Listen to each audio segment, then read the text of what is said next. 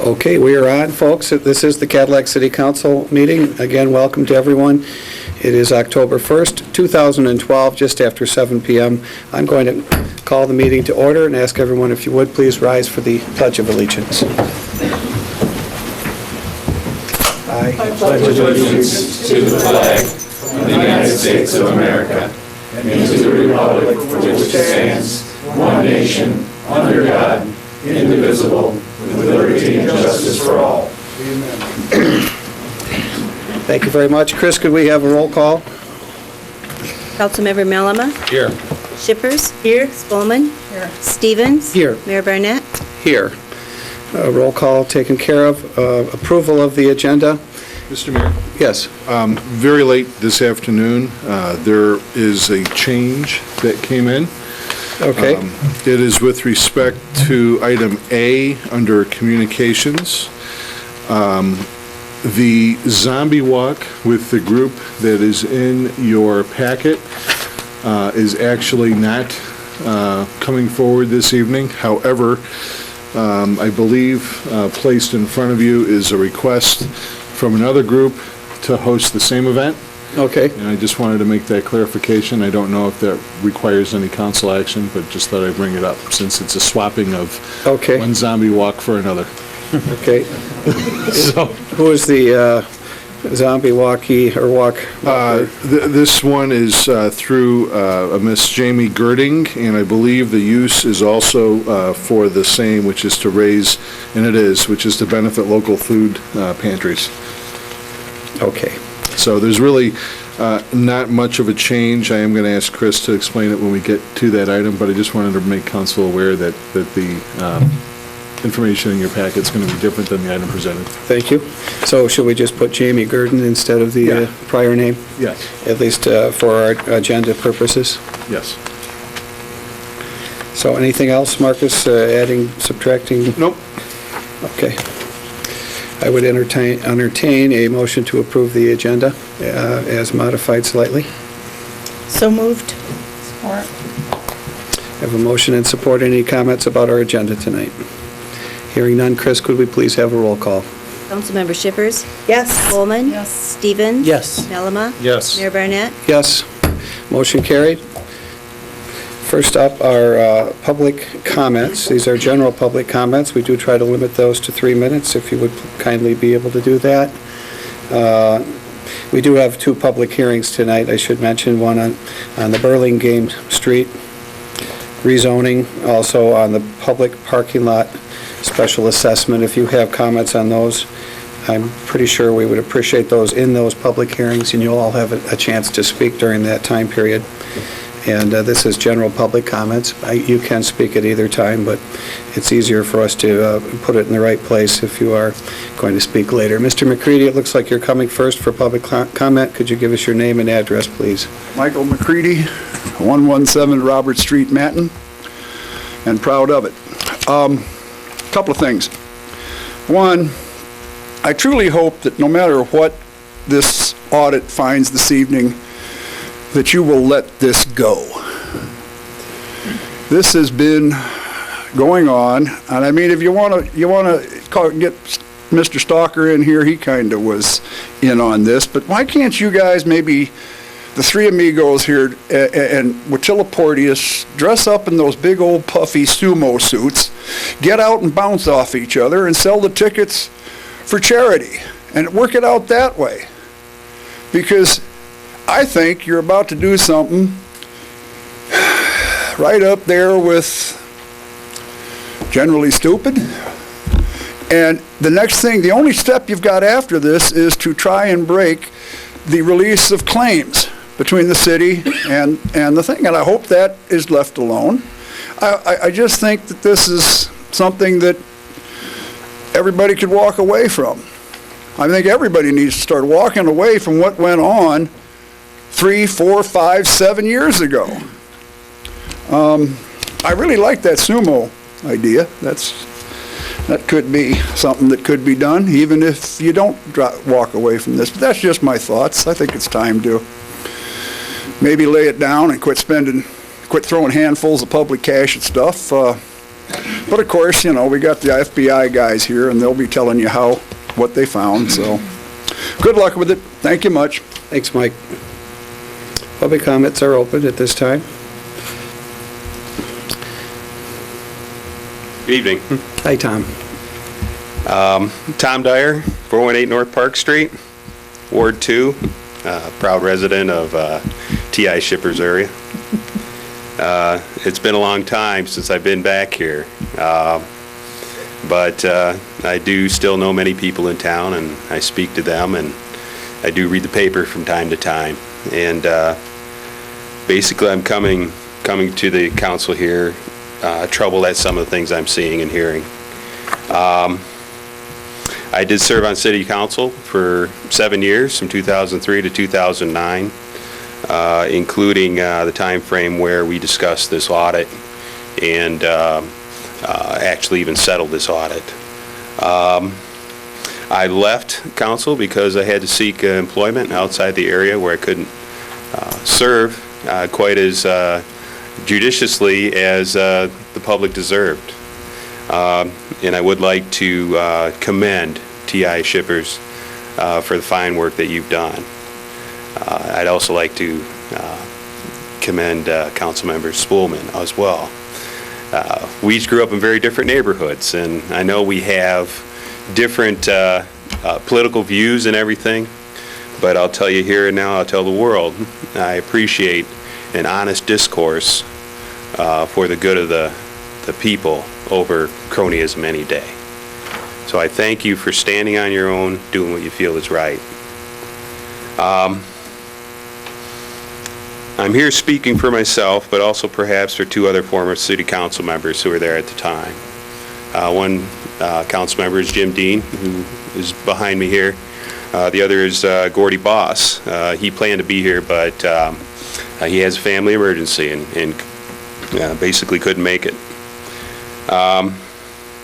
I wish to share some thoughts about the actions of the mayor and two council members. Specifically addressing with regard to the so-called audit. When we were on council, we worked closely with the law firm of McCurdy, Wotilla, Porteous. We always knew they were charging fair rates, or competitive market rates, if you will. We reviewed these rates during the budget process each and every year. We received excellent service and prompt advice. Our return on investment was astronomical. Everyone in our community benefited from their good work. It's more just the hourly rate is what we received from it. Mr. Dean and I was on this council for three and a half years ago when the attorney contract question was raised. Yes, legal contracts had mistakes in them. Law firm agreed, so we hired an expert in municipal law to advise us. That was attorney Peter Letzman. Peter Letzman came highly regarded in his field by the Michigan Municipal League, and we all agreed on this choice. In July of 2009, his report found that all attorney charges were fair and reasonable. I repeat, fair and reasonable. He found that the firm over the years charged fair market rates. He found that the city was satisfied with the work done and hours billed. He reported that the law firm fully cooperated with his review. He agreed that the old contracts accidentally did not update the hourly rates over the years, but he did report this was no reason to get in a lawsuit and the matter should be settled. In July of 2009, it was settled and closed. I'd like to add this question. How many of you are providing services at your 1993 rate? As to the audit, Attorney Letzman wrote in 2009, and I quote, "In my legal opinion, an audit is without merit, given the invalid nature of all agreements for legal services from 1993 to 2009. His legal professional opinion was that an audit was a waste of time and taxpayer money. So we proposed a settlement to the law firm. They cooperated, as did we on the council. It was formally settled and closed July 20th, 2009. You, Mayor Barnett, signed that settlement along with Attorney Letzmans and Wotilla. Now you're playing politics. You think people have forgotten. Why didn't we bring Attorney Lutzman here tonight to talk about this? This isn't leadership. It's politics, the politics of vengeance. Pure, simple, and wrong. Why are you spending more than $30,000 on an audit that Attorney Lutzman told you was without merit? Why are you wasting time and money when the matter is settled, binding, and closed? Simply put, it's bogus. And it will cost over $30,000 of taxpayer money. More than $30,000. I view it personally as a citizen as one more example of City Council taking the hard-earned money of its citizens and wasting it on their personal causes instead of using it to provide essential services and incentives. This sends a terrible message to our loyal business community. Can the city be trusted? Does a final binding legal settlement matter? Why should a company or a township trust the city when they go back on their agreements years later?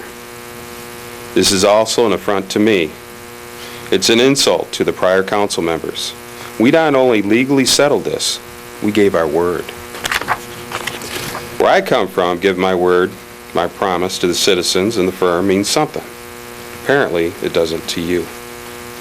I leave you with this thought. It's a thought shared by many. If you back out of your signed agreements, if you ignore promises made, how can businesses or townships trust you? And I've heard this asked, who's next? Mayor, you are where you are because good people chose to overlook your mistakes.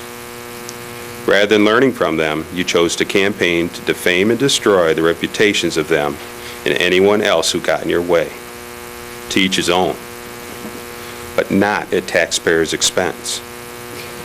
We ask that you cease this practice for the sake of the community that we all belong to. To the others who silently consent to these lowball practices, for whatever reason, reconsider your stand, reestablish your sense of integrity, and reset your focus upon what's good for our community. For if you do not, we good people of Cadillac will seek out and elect someone who will. Thank you. Thank you, Mr. Dyer. I'm going to ask everyone to, again, to please hold their comment time to 3 minutes or as close thereof you can. Mr. Dean, looks like you're coming up next. Mayor, Council, my name is Jim Dean. I live at 1319 Sunnyside, and I'm here to address the audit too. I've served on the council for 16 years, and I was on this council when the absurd claim by the mayor and Art Stevens was made that the same rates for the past 16 years by our legal counsel be upheld. Well, it was challenged and legally settled over 3 years ago. And I'm furious that to date we spent nearly $30,000 on something that's already been put to rest. It's a waste of taxpayers' money. Our money, my money. I feel this has been nothing more than a smear tactic by the mayor and Councilmember Stevens to discredit and harm one of the finest law firms in Michigan. But it hasn't been just the law firm they've tried to discredit. I feel other members of our community have been targeted as well. Peter Stalker, Precia Emmons, Jeff Hawk, Jim Blackburn, all fine people of this community that want nothing more than to make this a great place to live, a better place to live. They work hard serving our community. So in closing, I ask that you leave these people alone and be about the business of making this a better city to live, not tearing it down. Thanks. Thanks, Jim. Anyone else wishing to speak? Public comments are open. And I'm going to close public comment, seeing no one else come forward. Move to consent agenda. Looks like we have a city council minutes from our regular meeting from September 17th. Entertain a motion to approve the consent agenda. I move to approve the consent agenda. Support. Any discussion on our consent agenda? Hearing none. Chris, could we please have a roll call? Councilmember Spelman. Yes. Stevens. Yes. Melama. Yes. Shippers. Yes. Mayor Barnett. Yes. Motion carried. Next up, no proclamations. We are, though, having two public hearings tonight. I'm going to open the first public hearing. It's a public hearing to consider adoption of ordinance number 2012-12 to amend the city zoning map by rezoning 1119 Burlingame Street from RMH, and I'm missing a parenthesis, one family residential mobile home district to B3 General Business District. And the public hearing is open, and I would entertain, first I'm going to go to staff and get a little backdrop if we could.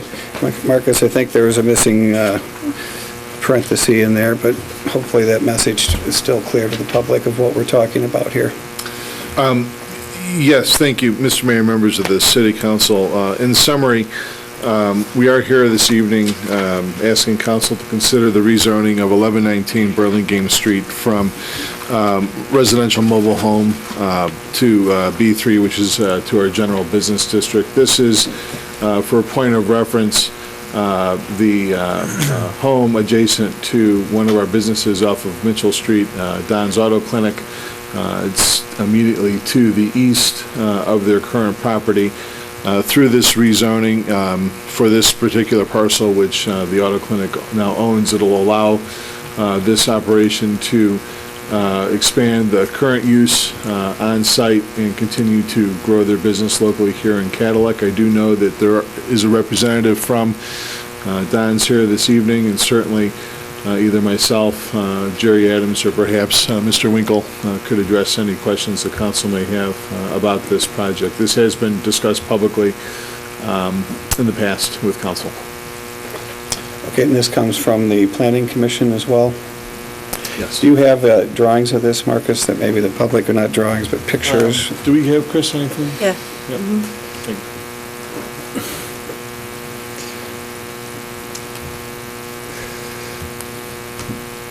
Is, Jerry, do you want to cover any of this, or did Marcus cover what we need to? And maybe just take a few minutes and we'll quickly go through it. Sure. I'm going to allow staff to lay out the issue for the public, and that'll give you a good opportunity to see, for those of you that didn't follow this at the Planning Commission. Thank you, Mr. Mayor and Council. As indicated, this is a rezoning application for the rezoning of 1119 Burlingame Street. And why don't you go to the, you can't, I can though, Chris. It's on. It's on, okay. What do you say? There we go. Let me step over here if I might. The area that's subject to the rezoning is highlighted in yellow. This is Burlingame right here. Don's Auto Clinic, which is the applicant. The main building is located right here. And essentially, all of this property in and around the area, with the exception of this parcel, and these two parcels are zoned general commercial. This is the parcel that Don's has purchased, and they want to fold that into their automotive sales lot, or automotive sales, I should say, operation. I've got another one of this. I'm going to skip that one. Essentially, the purpose of the rezoning, or the purpose of this request tonight, is to, number one, allow the site of Don's Auto Clinic to expand. They want to use the area in question for the parking of employee vehicles. I believe they have about 35 or 37 employees. Right now, they park more or less somewhat scattered throughout the site, as well as on public streets, and this would give them an opportunity to park in a more concentrated, specific location. This has happened in the past in that Don's has slowly purchased various lots on Burlingame Street in order to expand their business operation, and each time they've come before the Planning Commission and ultimately the City Council for the rezoning of property, and historically those sites have all been rezoned. This did go to the Planning Commission, The Planning Commission voted to recommend the rezoning. It was approved on a roll call vote. There were 8 yeas, 0 nays. And essentially, the Planning Commission found the B3 classification. There were primarily 5 findings. 1, they found the rezoning to be compatible. I should say the range of uses allowed for by the B3 district to be compatible with surrounding land uses and zone district classifications. They found the rezoning to be consistent with the city master plan. They found the site and the proposed use of the site, as well as the other range of B3 uses, could be fully serviced by existing public facilities and services. We don't need, for example, additional utilities, as well as could be fully serviced by existing police and fire protection services.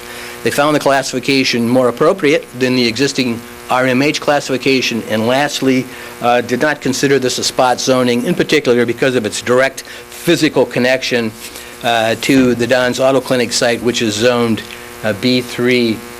This particular site, essentially those 4 blocks there that are highlighted in yellow, they run on the north, which would be the east, from 13th Street, essentially down to Air Street.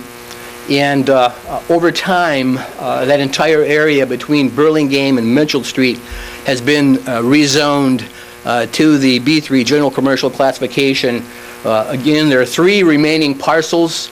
The one that I highlighted that's subject to tonight's hearing, and 2 parcels on either side of it, they are still zoned RMH. You might say, well, why weren't those rezoned, previously? And as I mentioned at the last meeting, primarily under the current zoning ordinance, if they were to be rezoned, they all contain residential structures. And under the current RMH rezoning, if something were to happen to those structures, major damage such as a fire, they could be replaced. People are living there. They could be replaced. If they had been rezoned to B3, then it would have been more difficult. So essentially, we've just left the current zoning in place. And what you're being asked to do tonight by the Planning Commission, or what's being recommended to you by the Planning Commission, is that you do, in fact, amend the zoning map for 1119 Burlingame Street from RMH, Residential Mobile Home District, to B3 General Commercial District. And essentially, I've went over this, but they're making this recommendation because the Planning Commission feels that the B3 classification is compatible with adjoining land uses and the adjacent zone district classification, the B3. It is consistent with the master plan and not considered spot zoning. It is capable of being supported by public facilities and services. And lastly, it's consistent with prior rezoning actions that have been completed for this area in the past. If you have any questions, I'd be happy to try and answer them. Is there a buffer requirement or anything like that for the homes that are on Burlingame if this were to pass? There is a buffer requirement because it still is surrounded by residential development. They would be able to put in a parking lot, but there are some either green belt or fencing requirements, privacy fencing requirements that would have to go around to essentially maintain at least some visual quality with respect to the relationships between the residential and the commercial development. Only other question, what percentage of the block is left residential before this came about? I would say, I had it in another report, I can't recall offhand, but I would say probably about somewhere about 90%, 85 to 90% of that block is already zoned B3 of the entire area. It would be closer to 95+%. Ultimately, the Planning Commission was looking at those entire 4 blocks being zoned a B3. It's a prime commercial area, historically has been developed for commercial purposes, and this is very consistent with what's happened in the past. Jerry, or Ms. Mayor, if I may. You had mentioned that about 90% is zoned B3 right now, so just a few percent remain as residential, I think, was what you were asking, right? About how much? Yes, I just have one more thing.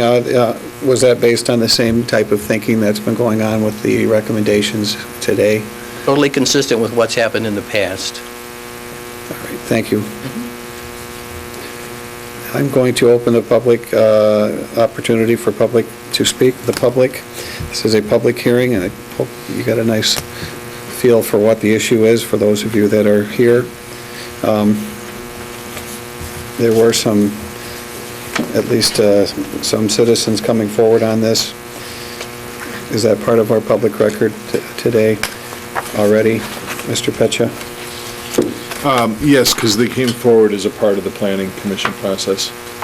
Now, if this is now a new opportunity for public comment, so unless anyone comes forward at this point, we would indicate that there was no public comment during the public hearing. Okay, public comment is open at this time, and I don't see those letters in this. Was that in the last, possibly, Marcus, the last Remember where packet they we had? Yeah, they're in your packet in the meeting minutes. Okay. List of the properties, the property owners, as well as the properties to which they're attached, along with their comments. Okay, I just want to make sure that they were in fact in there, so I didn't see them. Also, you might want to, folks, this was re-noticed with respect to this particular hearing as well.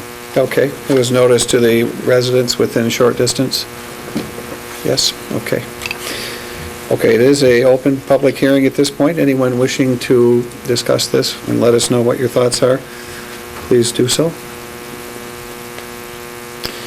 And it looks silent tonight.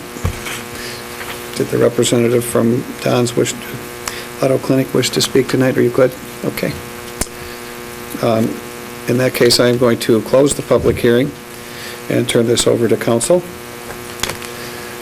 And how would council like to proceed with this? And make a motion that we approve the resolution to adopt ordinance number 2012-12, which is an ordinance amending the city zoning map as presented. Okay, any discussion on, or a second on Mr. Stevens' motion? There's support, any discussion? Any discussion from council, any questions? Okay, Chris, could we please have a roll call? Councilmember Stevens? Yes. Melama? Yes. Shippers? Yes. Spelman? Yes. Mayor Barnett? Yes, motion carried. We do have a second public hearing tonight, and it's a public hearing to consider adoption of resolution number 4, which is a public parking lot special assessment. I again would ask staff to have a lead-in, if you would, please. Thank you, Mr. Mayor, members of the City Council. If you may recall at your last meeting, there were a series of resolutions that were authorized by City Council, as well as the establishment of tonight's public hearing regarding the Business Improvement Districts, or BID for short, recommendation on the parking lot special assessment.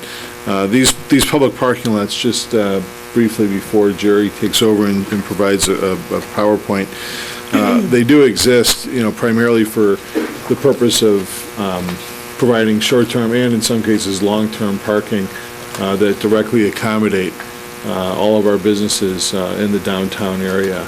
The only institutions that would be exempt from this, I believe, are churches. Churches and residential. Churches and residential. So, Jerry, if you want to go through your presentation.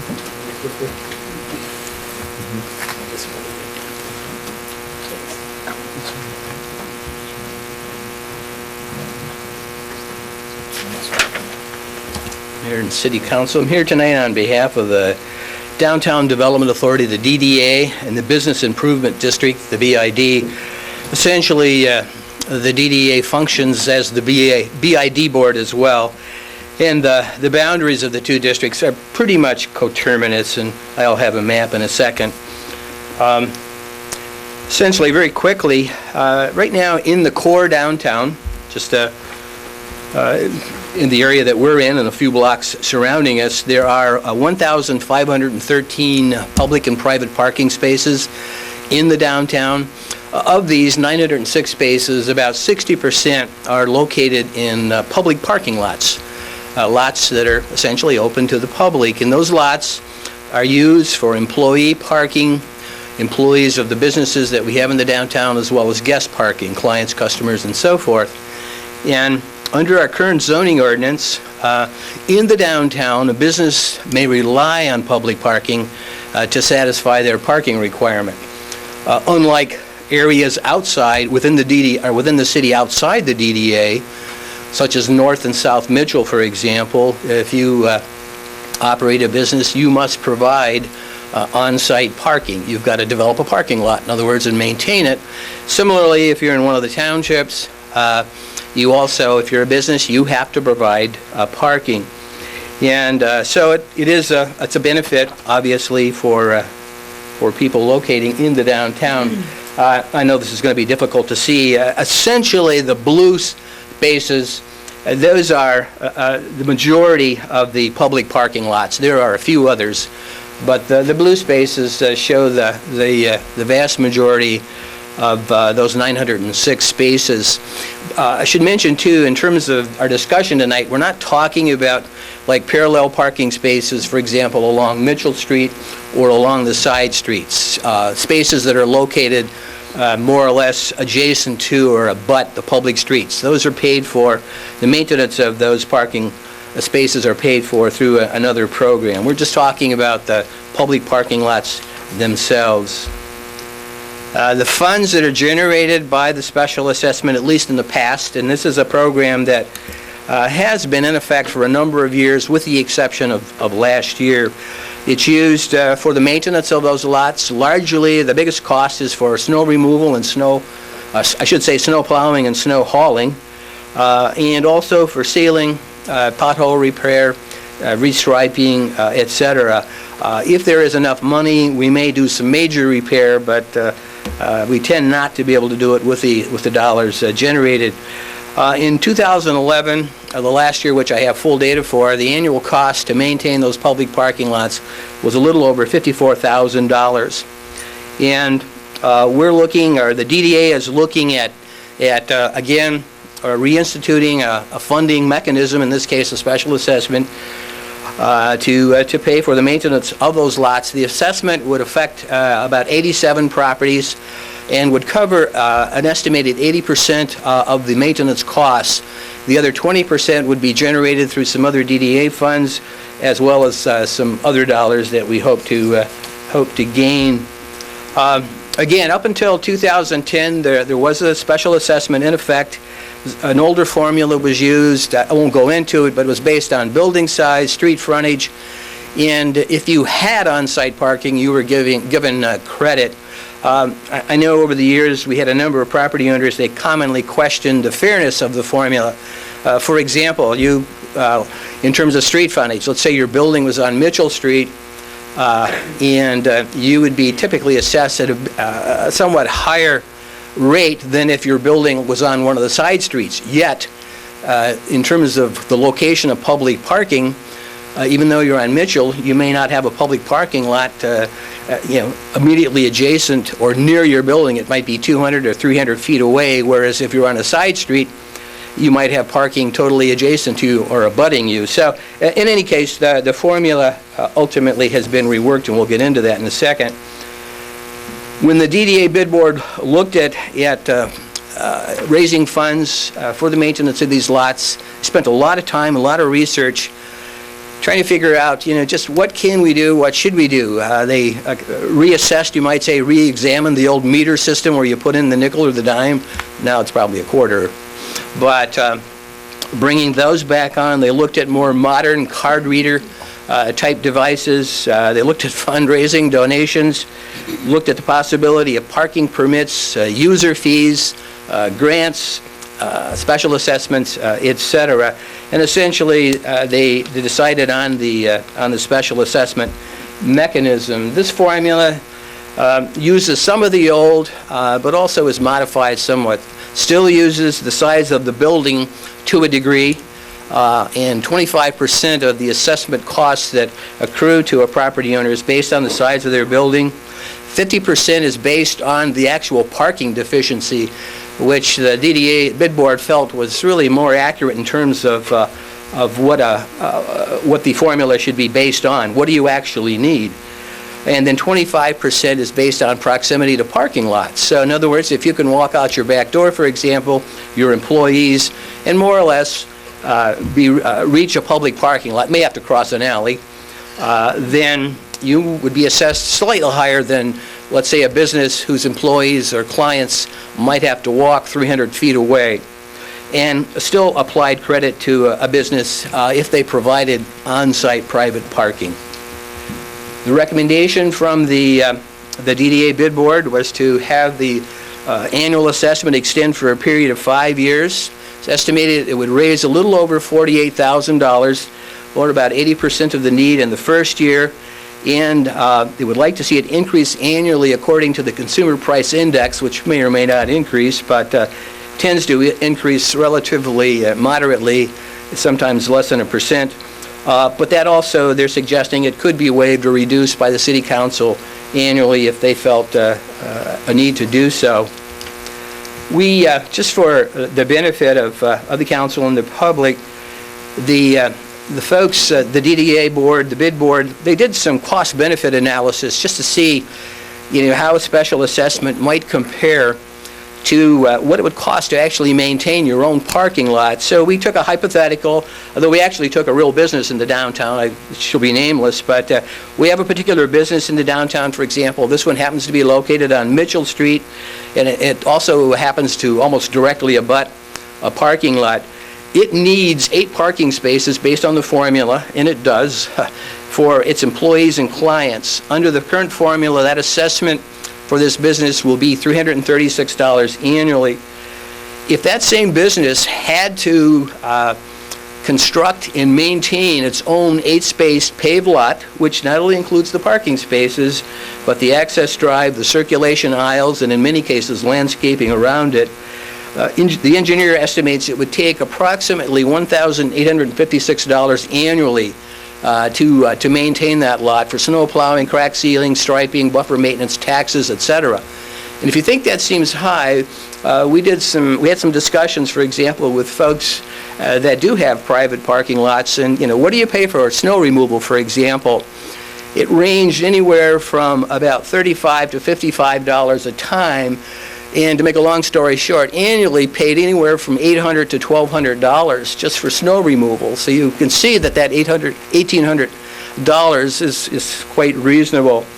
And then one last thing that I don't have a slide on, but of the 10 folks that serve on the DDA bid board, 8 of those people will directly be affected by this assessment. That is, they will pay it. So you're dealing with a group of individuals who will be subject to the assessment, as opposed to, having a public body who won't be affected coming up with this decision. So they're actually going to be paying the assessment. Be happy to try to answer any questions.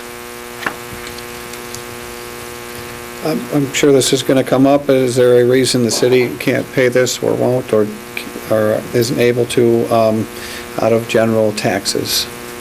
The question is probably better addressed to Mr. Roberts. I can assure you the DDA would love to have it paid for via some other means. Has the DDA asked the city to do that, or what's the history? Yes, we have. And according to our financial officer, the monies are not there to cover the 80%. In fact, we had Mr. Roberts attend 1 or 2 of our DDA meetings to talk about that very thing. Is there some way utilizing general funds, for example, to help offset some of these costs? And essentially, he told us no. I still like him, though. Did you say the 80%? Could you flip back to that slide that has that on it? I just wanted to see that again. That one? 48,000 is about 80% of that, of what we estimate it's going to cost this year and in the first part of 2013.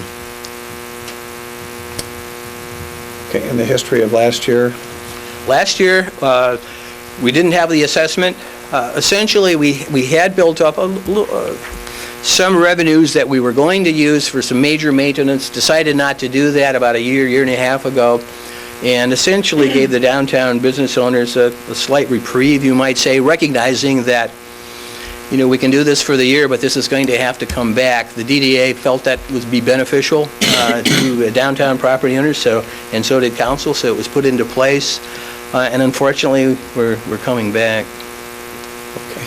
Can I ask a question? Sure. Jerry, you may have answered this, and I apologize, but can you give me some background again on why the BID was formed, for what purpose, and how were those boundaries determined? Sure. In terms of the Business Improvement District, under the state statute, a BID has the authority to with your approval, to institute special assessments for, in this case, parking lot maintenance. The DDA doesn't.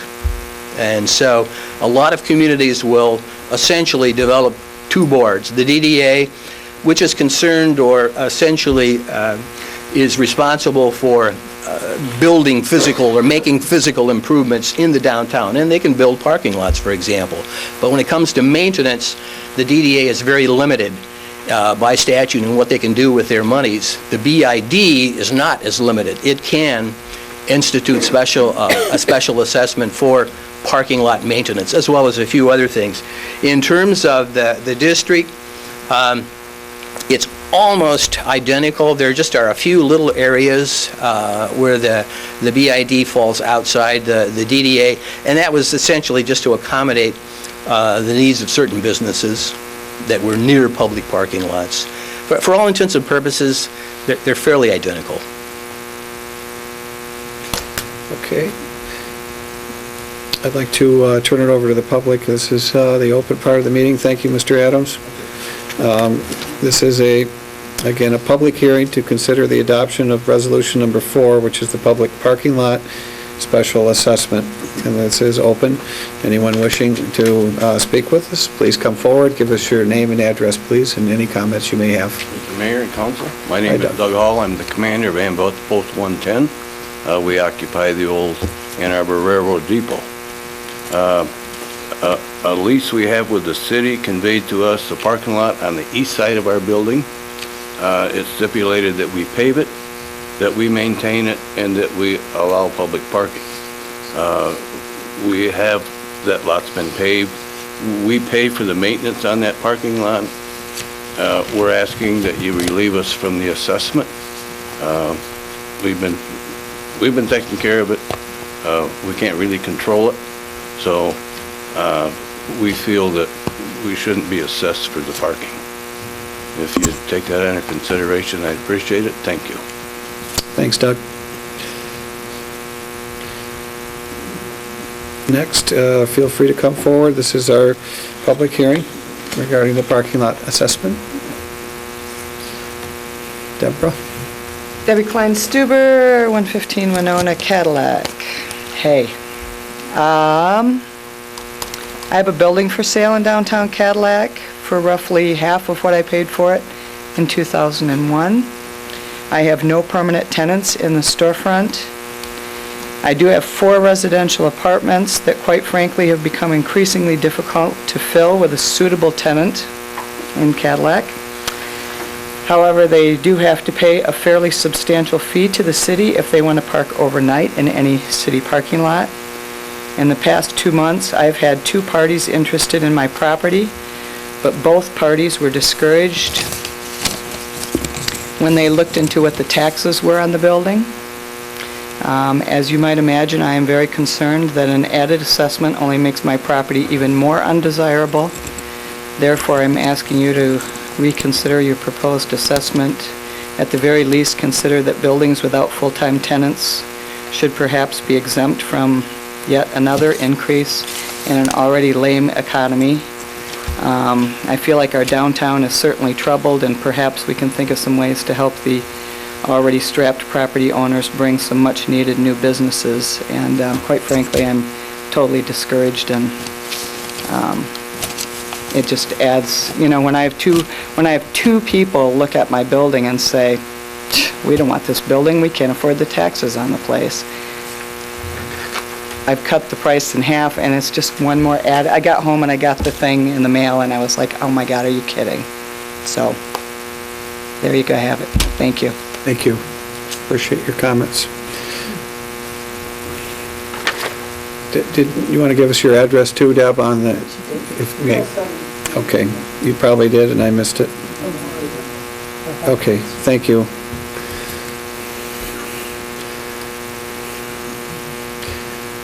Rich, how are you tonight? Mr. Mayor, Council, my name is Richard Bosher. My wife and I own the building commonly referred to as the Shea Station. And I would just like to probably echo what the lady just said. I feel that the downtown business owners, property owners are already paying way more than their fair share of taxes. It's a burden to say the least. If this is what City Council decides has to be done, I only ask, have you looked at all other measures? Looking at what was on the list, it looked to me like the special assessment simply becomes the easiest thing to do.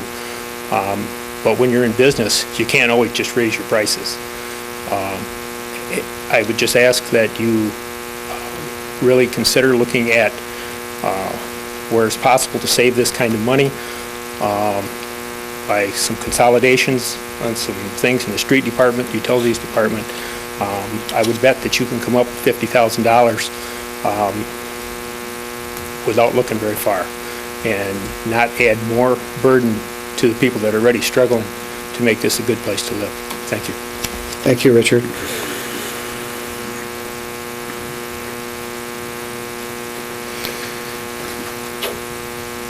Good evening, John. I'm John Nelson.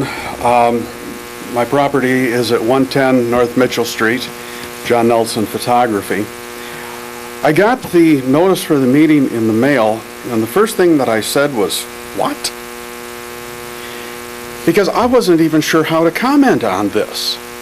I'm looking at this and I'm seeing a formula in here, but I have absolutely no way of looking at this and determining what it's going to cost me. So how do I even comment on it?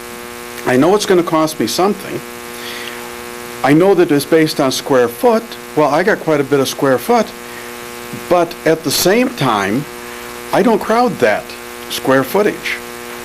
If we have 2 cars let off clients for our place at a time, that's about average. A family might come in 2 cars. That's it. We don't use a lot of parking, and yet if we're looking at 3,000 square feet and basing it on that, I'm going to be really out of scale here on what we're doing. And so I'm looking at it and going, I don't even know what this costs when it applies to me. I'm in the middle of a block with no public parking around me. Through the graciousness of my neighbor, I have parking in a private parking lot behind my studio. She allows my clients to park back there. I can almost guarantee you that I have never had a client park in a public parking spot except the parallel ones out in front, and there's only 2 of those. I'm looking at this, and as Rich said, is this fair? How does this apply, and how does this become fair for us? The other thing that I'm looking at on this may be a small amount. The example that was up here on the board said, what, $300 and some a year? Even if it was $400, $500, that's not a large amount of money.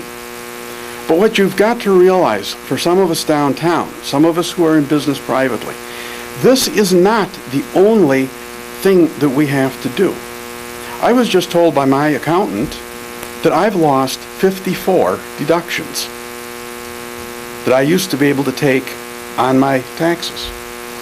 I'm also liable for 19 new tax assessments that I didn't used to be liable for. We've also got more regulations and forms and things that have to be filled out, not by me, because I'm not good at legalese, government speak, and gobbledygook. Somebody has to look at those and do them the right way, so I'm paying them. This is just one more little piece of baggage. But for some of us who are pretty close to the edge at times, what's it going to do overall to the business atmosphere in Cadillac? I think we need to look at it and see how we can, how we can generate business for downtown. Not how to scare it away. Not how to punish the people, and I don't mean that in a literal sense, but how to burden the people who are trying to bring the income into town. And that's what I see this is. It's another burden. We need to find another way to do this. Thank you, John. Anybody else? Just looking at John's assessment, maybe I'll talk about that in a second. It is in the book here, and it's gone up $50. Bonnie Claravic and I own a building, 114 North Mitchell, and I'm wondering what consideration is given when the building is vacant. Also, I have 6 parking spaces behind my building that I maintain personally. How will this affect me? Okay. What's your address, Bonnie? 114 North Mitchell, that's the building address. I think you said that. Thank you so much. We will hopefully answer that.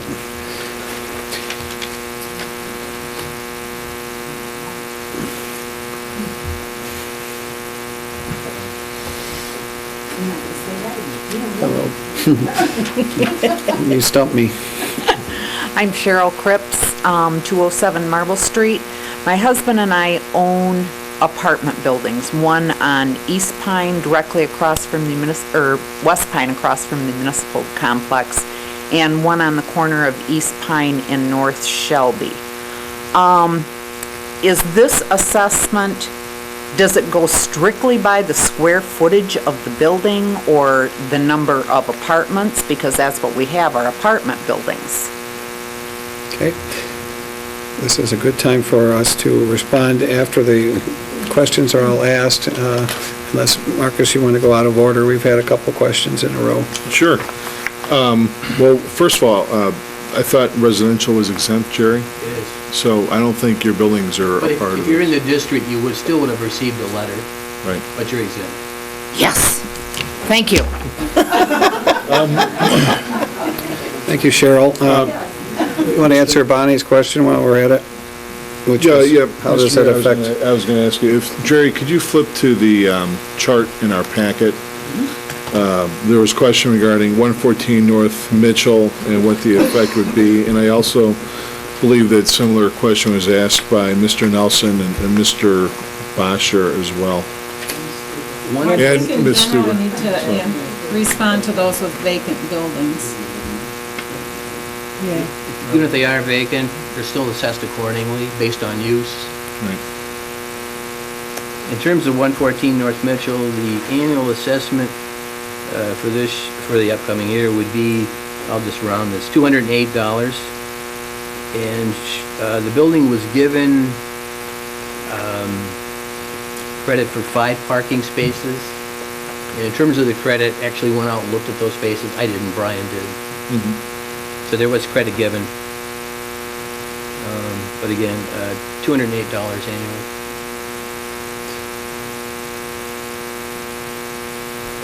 And that was for, which one? That was for 114 North Mitchell. Okay. And then what was the other one you wanted? Mr. Nelson's, Okay. Mr. Bosher's, and Ms. Stuber's. Okay, Mr. Nelson's would be $444 annually, which is fairly close to what he was paying in the past, by the way. And then the Shea at 106 South Mitchell would be $745.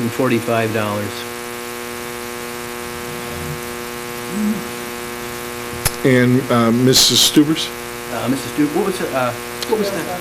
Pardon? 307. 307, let me find it.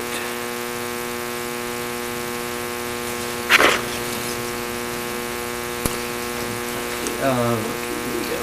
Last page. $270. Mr. Marcus, Mr. Pecha, can I ask a quick question? Sure. Is it sounding like the notices went out without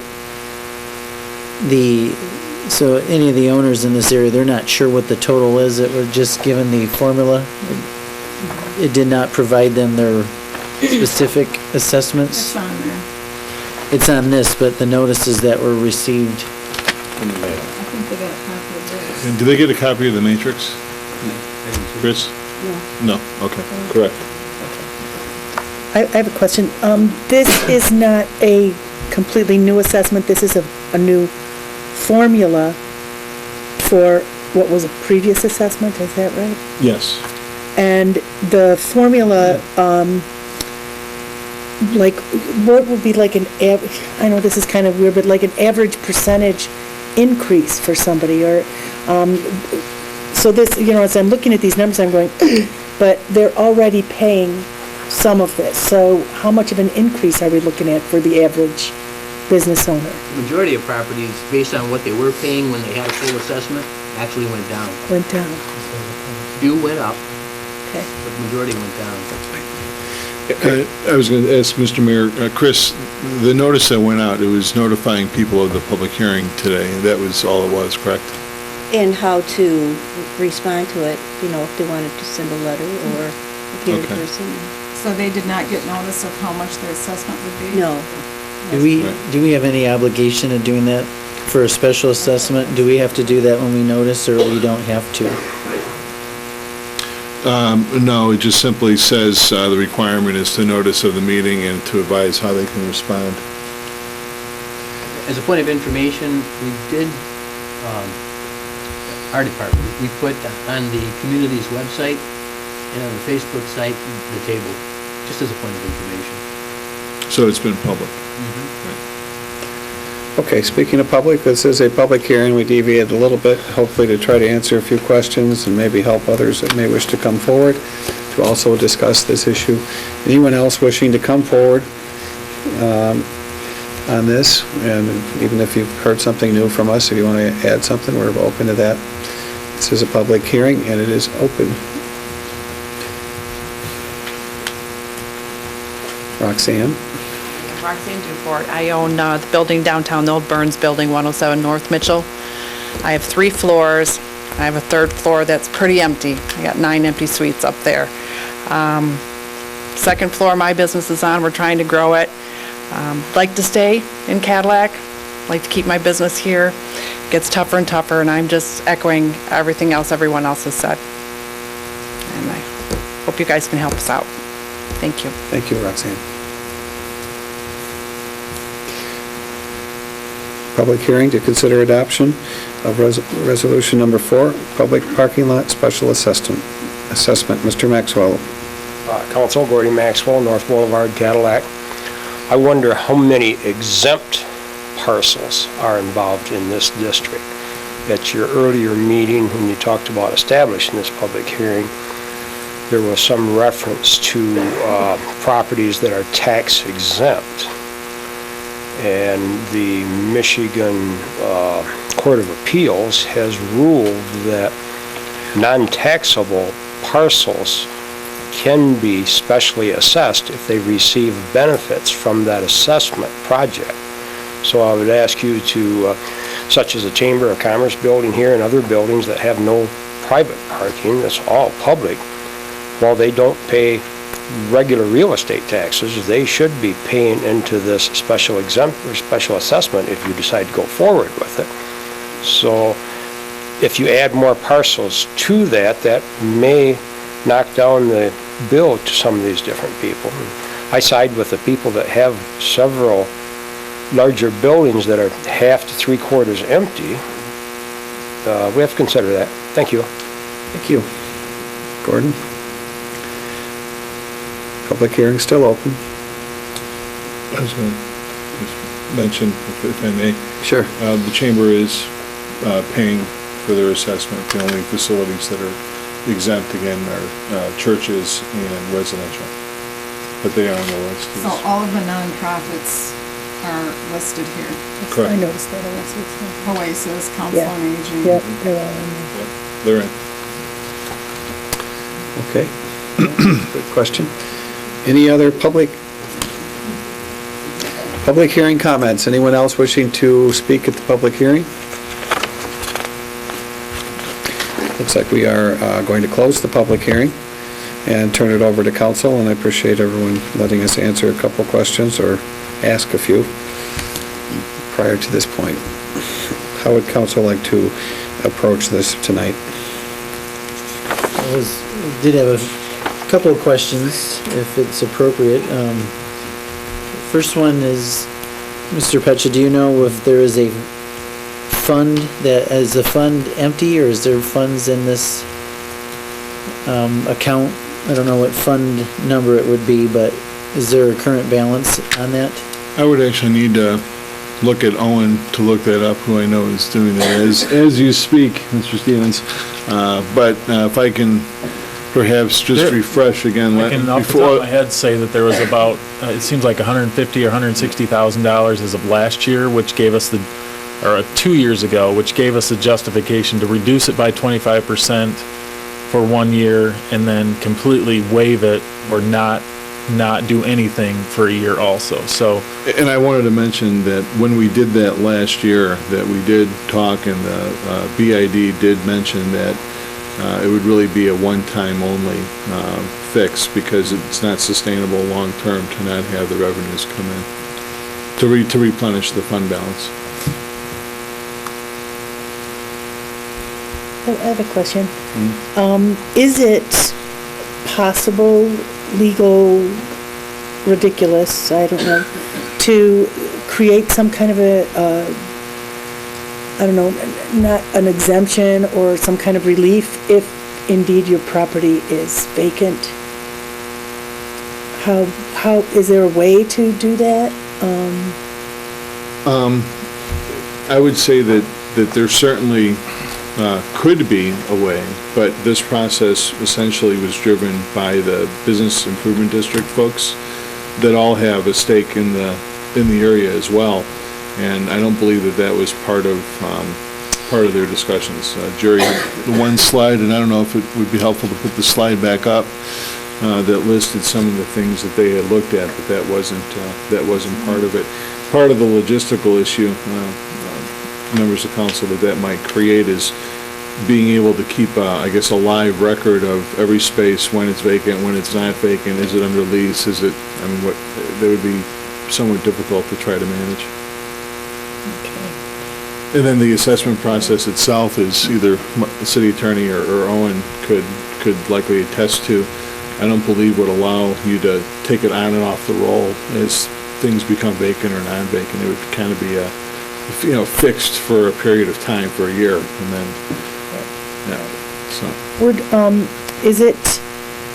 do you have any data at hand show how many, the percentage of assessments that have gone down with this new formula? That's nothing that I'd have to just count and do the math. Councilmember Shippers, members of council, if I could direct you to the worksheet that's in your packet. It doesn't summarize all of the parcels that went up or went down, but going off of what Jerry Adams, Community Development Director, had mentioned, there have been, you said a large number that have seen decreases, Jerry? Yes. But if you just look at the chart from left to right, as you go towards the right, you'll see the second to the last column says change from 2009, and again, that was the last year in which there was an assessment. And so if there's a minus sign, you'll then know if it went up or if it went down. So, and just quickly scanning it, you can see that in fact, a lot of them did show some decreases. That one that it's showing the decrease over started in 2005. So it's been around for some time, so hasn't gone up at all since at least 2005.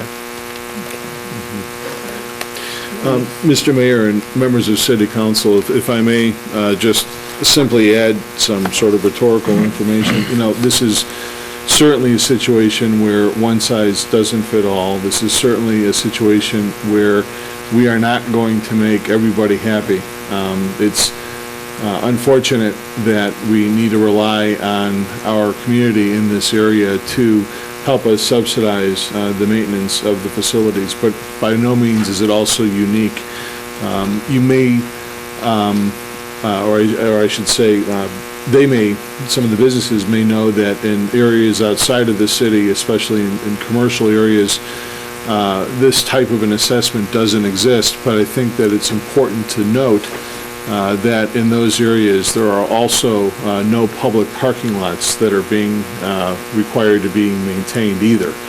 And that's the balance, is that this is if you will, a quasi-urban area in a otherwise rural community in which this type of assessment is appropriate as a means of providing the needed revenues, if you will, or resources to be able to plow and maintain the lot.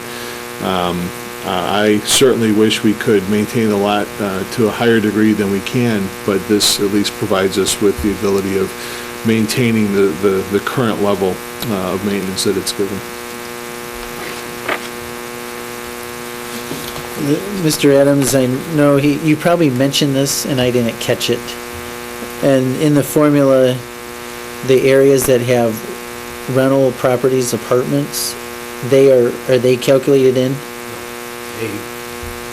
Because it's residential, they don't have to, pay for that portion of the building. I'm sorry, and I said that, meaning if it's a downtown business, but they have apartments above them?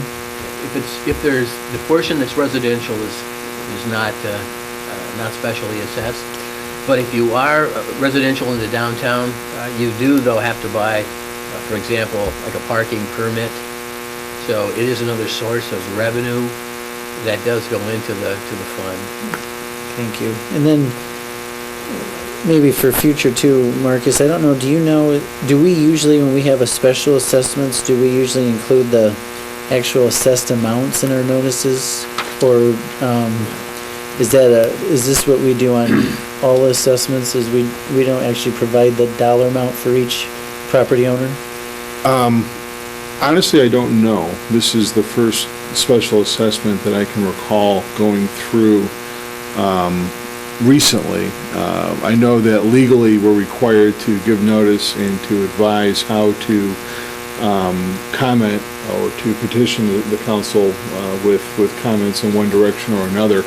The actual matrix of all of the assessments itself did go out to the whole world, did go on our Facebook page as well as on our city's website. The city clerk had mentioned that there was no mention of it in the meeting notice of the public hearing itself, and we can certainly correct that in the future to make sure that it gets out there as well. Did the same sort of folks come to the DDA and share their thoughts? Were there any ground level complaints that were can you brought forward? I wasn't at the BID meeting. Brought forward to that committee? Did they hear the same concerns? There were two individuals who, over the period of time, as I recall, two individuals who own buildings and businesses in the downtown did appear in front of the DDA. There was a committee just expressing, their thoughts that, whatever you can do to give us a break or a benefit, we'd sure appreciate it. I did have another note concerning the AMVETs. I know it was mentioned that they have a agreement with the city that discussed about their lots being used for public parking. I don't know, was that at all put into play with their specific? Yeah, basically we treated everybody the same, okay? And they were given 100% credit for that part of the formula pertaining to providing parking spaces. So the biggest chunk of the formula was not assessed against them because they do provide a sufficient number of on-site parking spaces to meet their needs. Councilmember Stevens, Mr. Mayor, members of the council, the city attorney just advised that the notice that was used in 2009 was the same notice that we had used this go-around, in which it indicates that the costs are on file in the clerk's office and available if anyone wished to come down to view them. So it's not in the AMVET's lease or anything that they're getting any kind of break or any? I'm sorry, what was the question? Is there anything in the AMVET's lease that covers their concern with regard to their obligation with the one lot that's for city parking, as it may apply to their assessment here. I would need to review their lease, but I do know that the city does provide all snow and ice control measures to the lot. I'm sorry, what? I can probably address that. Okay. I've read their agreement a number of times. Essentially, only really two issues in the agreement, or not two issues, but two items. One is that they do maintain the lot. For example, they take care of snow removal. Oh, they do? I thought we used our plow truck for that. No? Okay. They're responsible for maintaining it. And then secondly, it has to be open for public purposes. So the AMVets, for example, cannot restrict that lot to just the AMVets. And anybody from the public can utilize that lot under the agreement. And then, but part of it, they're maintaining that lot. Yes, there's nothing in the agreement though about special assessments or anything like that. The AMVets had approached us a couple of years ago, as I recall, actually wanting to turn the lot back over to us, and then evidently changed their mind. And you know what, Jerry, I think, and members of council, that's perhaps where I got confused, because I remember a couple of years ago that conversation did happen, and I had communication with our then Public Works Director about how we would try to maneuver a snowplow in the parking lot if we were to take it over, given the size of the lot and the size of our trucks and the type of turning movements that would have to be made. We had, I think, discussed how we'd have to try to find a pickup truck or something. So I apologize for that confusion, but Jerry is right. Essentially what we did is we simply treated everybody the same. Okay. Anybody that was subject to the assessment, basically didn't look at the name, you might say. We treated everybody the same. So they got in the formula, they got credit for that entire lot. Right. In fact, that 50% essentially was zero for them. Because of the number of parking spaces that are in that lot.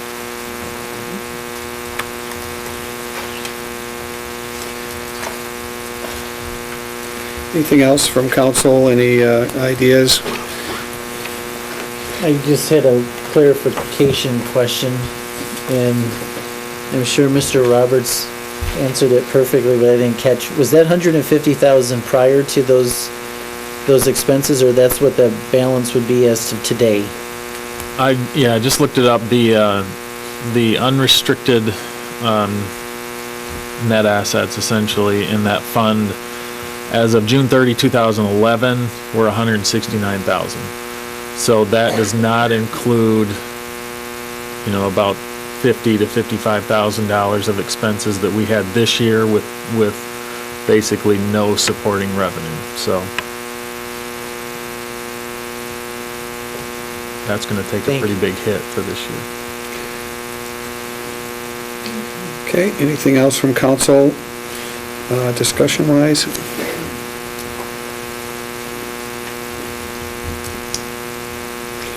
Any ideas? Just to the history of this, Marcus, last year there was no assessment whatsoever. Correct. And that was done because... 2 years without an assessment or just 1 year? It was 1 year of a 25% reduction and 1 year of no assessment at all. And the assessment prior to that was in place from 2005 to 2009 at a flat level. And that's historically how the city's always done it. Yes. Five-year assessments. And, Mr. Mayor, members of the City Council, this go-around when the committee met, and again, Jerry can attest in greater detail, there were, as we had passed this back in 2009, similar issues and concerns, and so the committee tried to develop a new formula that they believed would be more equitable across the board, which took more into consideration basically on use versus size. And therefore, as an example, like with the AMVets, they're receiving 100% credit for all the parking that they do have, and one of the components that makes up the formula in their specific case is actually brought down to zero.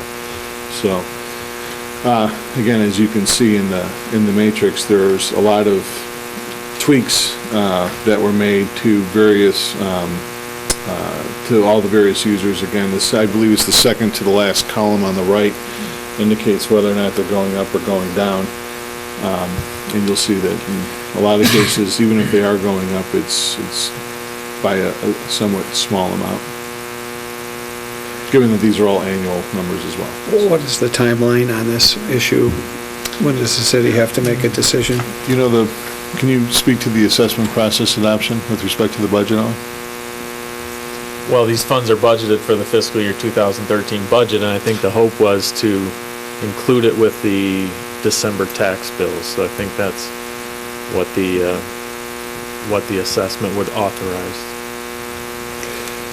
Is there a drop-dead deadline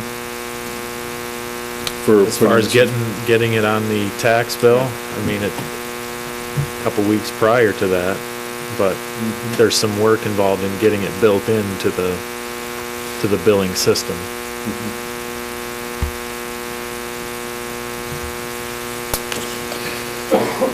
I'm just looking, and my question about up, down, that sort of thing, and just a quick eyeball of this, it's very close to half of these, it appears to me, just less than half, where it's actually a decrease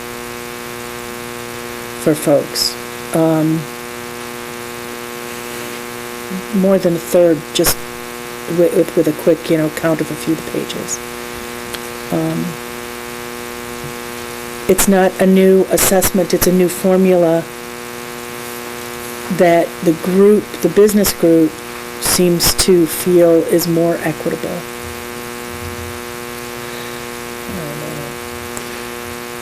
So if there's no one in the buildings, Marcus, you said the use would give them a reduction, but if no one's in the building, that doesn't give a reduction, and that would be less use, would it not? No, I think I said that this formula takes into consideration use as well as the square footage, and that because of that, it, in some cases, provided people with a reduction. But it would not be feasible to try to determine who's vacant, who isn't vacant, and then make any adds, moves, or changes throughout the course of the year because of that. I mean, that could change in a heartbeat in one direction or another, so.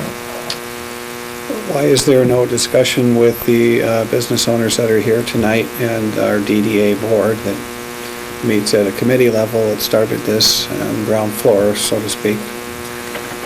Mr. Mayor, members of the council, I really couldn't tell you. All of those meetings have been public. They've been publicly notified. I couldn't say. And again, the committee itself is comprised of business owners from the district. Well, this is a tough one for me.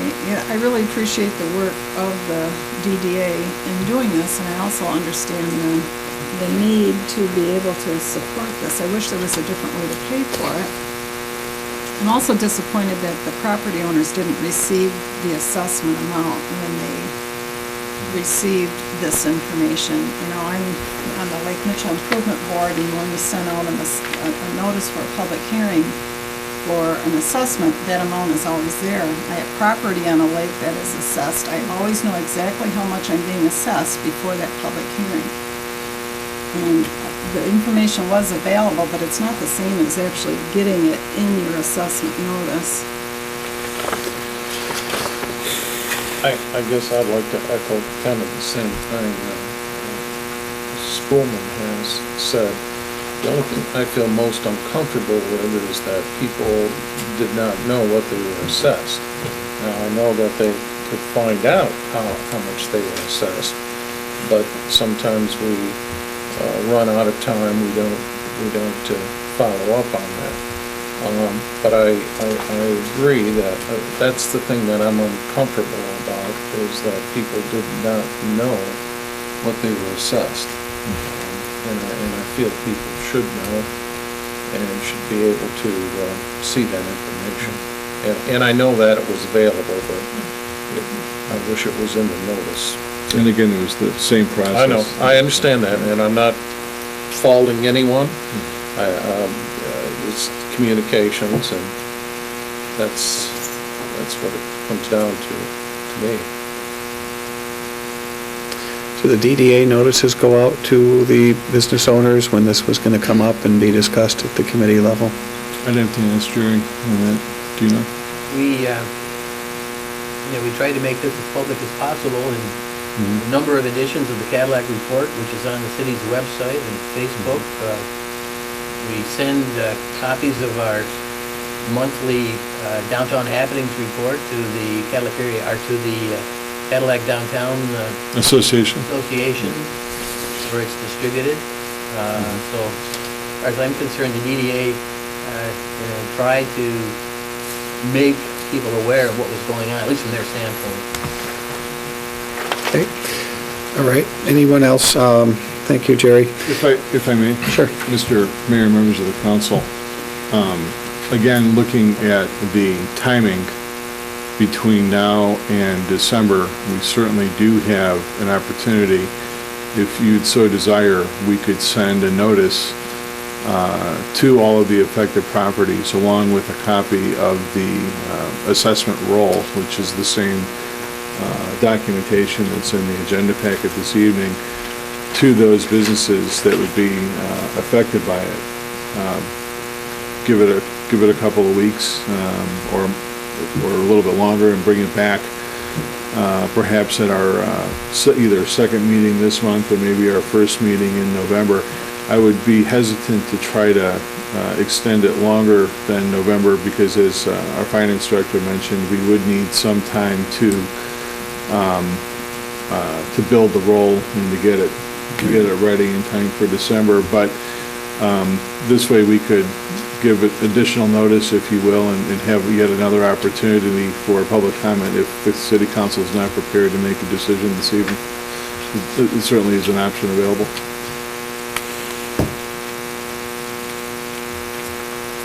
Just winging it out there. Okay. Is there an opportunity for the DDA to meet again and talk about the concerns that have been brought up tonight, or not? The DDA meets the third week. The last week of each month. Okay. So there would be, we would then look again at the first meeting in November as our sort of drop dead date. So that would provide that opportunity for the DDA to meet again before having this come back. And again, I would, if we do that, if that's what council wishes to do, it would be to remand it back essentially to the Business Improvement District Board. They would meet essentially at the same time as the DDA. It's the same group. I would also administratively still send out, I think, letters including the assessment roll, along with the original notice that also went out, just for point of reference to everyone again. So. Okay. Could we have, if we did come back on this, an alternative to what's being presented and what Plan B would be? Obviously, if this didn't pass, we'd need a Plan B. And could we have that alternative or alternatives to look at for other areas to cover this, rather than directly from one pool of property owners? It would perhaps not be appropriate for me this evening to say yes or to make any guarantees, only because, Mr. Mayor, members of the City Council, quite honestly, I'm not sure where we could look. As everyone on council knows, we are already somewhat strapped with respect to our resources in all of our departments within the city. Again, we were able to benefit by some fund reserve balance for the last 2 years, essentially, with respect to this in and of itself, being able to have a waiver last year and a 25% reduction the year before.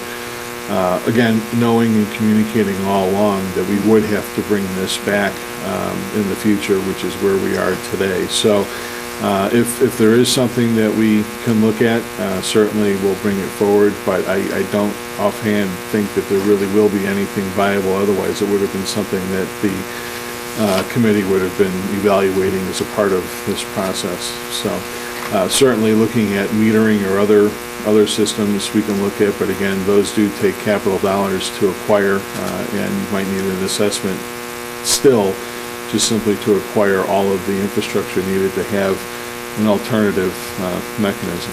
So, but we'll do what we can. All right. So it's council's prerogative tonight. I think we have discussed it quite a bit, but if there's more, feel free to have at it.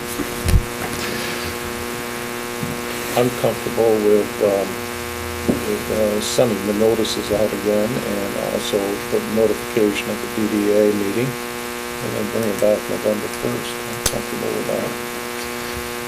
And we had talked about joint meetings with two boards. Maybe this is not the one to do that, but it might kill two birds with one stone, and to have us in the same place at one time to have them hear at least what we've heard, and then hear their responses from what they've been studying. Well, and I think, Mr. Mayor, to that end, we'll certainly invite members of the BID/DDA to come forward in November to provide feedback personally. Okay. I'm hoping that when folks look at this, because the closer I look at these numbers, the less frightening they are, the less overwhelming they look, the more reasonable they look. So I think giving folks an opportunity to really look at this and then come back and vote on it is probably a good idea. Okay, could we have a motion? And there were some folks that came here tonight, Marcus, if we could make sure they're notified somehow that when this comes back up in any fashion, I think that would be a nice gesture. We'll send a letter to everybody. So they don't miss any meetings if they want to come. What would be the motion of the council and support here? If there is a consensus of some sort, any... Mr. Mayor, members of the City Council, as you were mentioning, sorry for interrupting, City Attorney suggested perhaps you set it for a public hearing, I would say for November, I'll get the date. 6th. 5th. 5th, yep. Day before. First Monday. Is that the day before election? Yeah. Bad day. We need to get out of here early. To vote? No, we'll just set the room up. It's all right, I think Okay. It's first Monday in November? Yes. Okay, what could we have an official motion of some sort to get us there, please?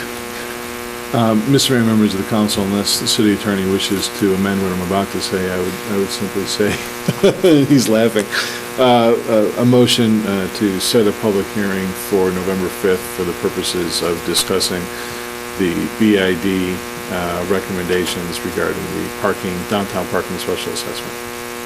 that's what I'll say. I move to what he said. All right, to do so, and is there support? Support. And any discussion further? The only thing that I would add to that is that this is an additional public hearing. Okay.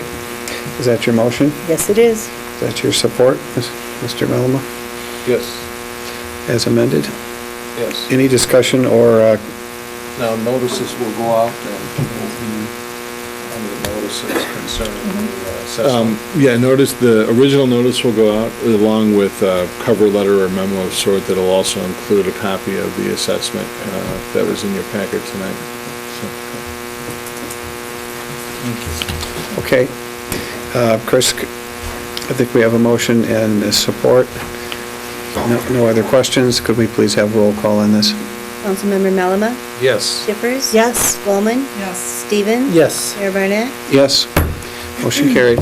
Thank you all for coming on that particular issue and enlightening us.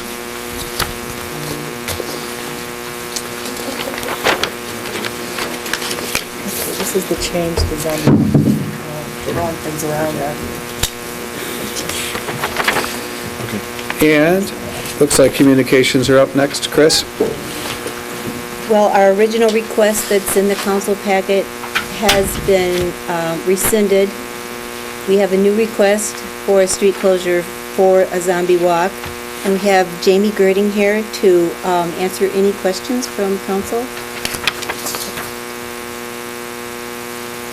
I'm actually Trisha Poyer. I'm her sister. Sorry. Pardon me? I'm Trisha Poyer, Okay. 418 East Bremer Street, Cadillac. Hi, Was Jamie here with you tonight? Jamie Girding, her husband Ken Girding, and this is our good friend Terry Johnson. We're all working together.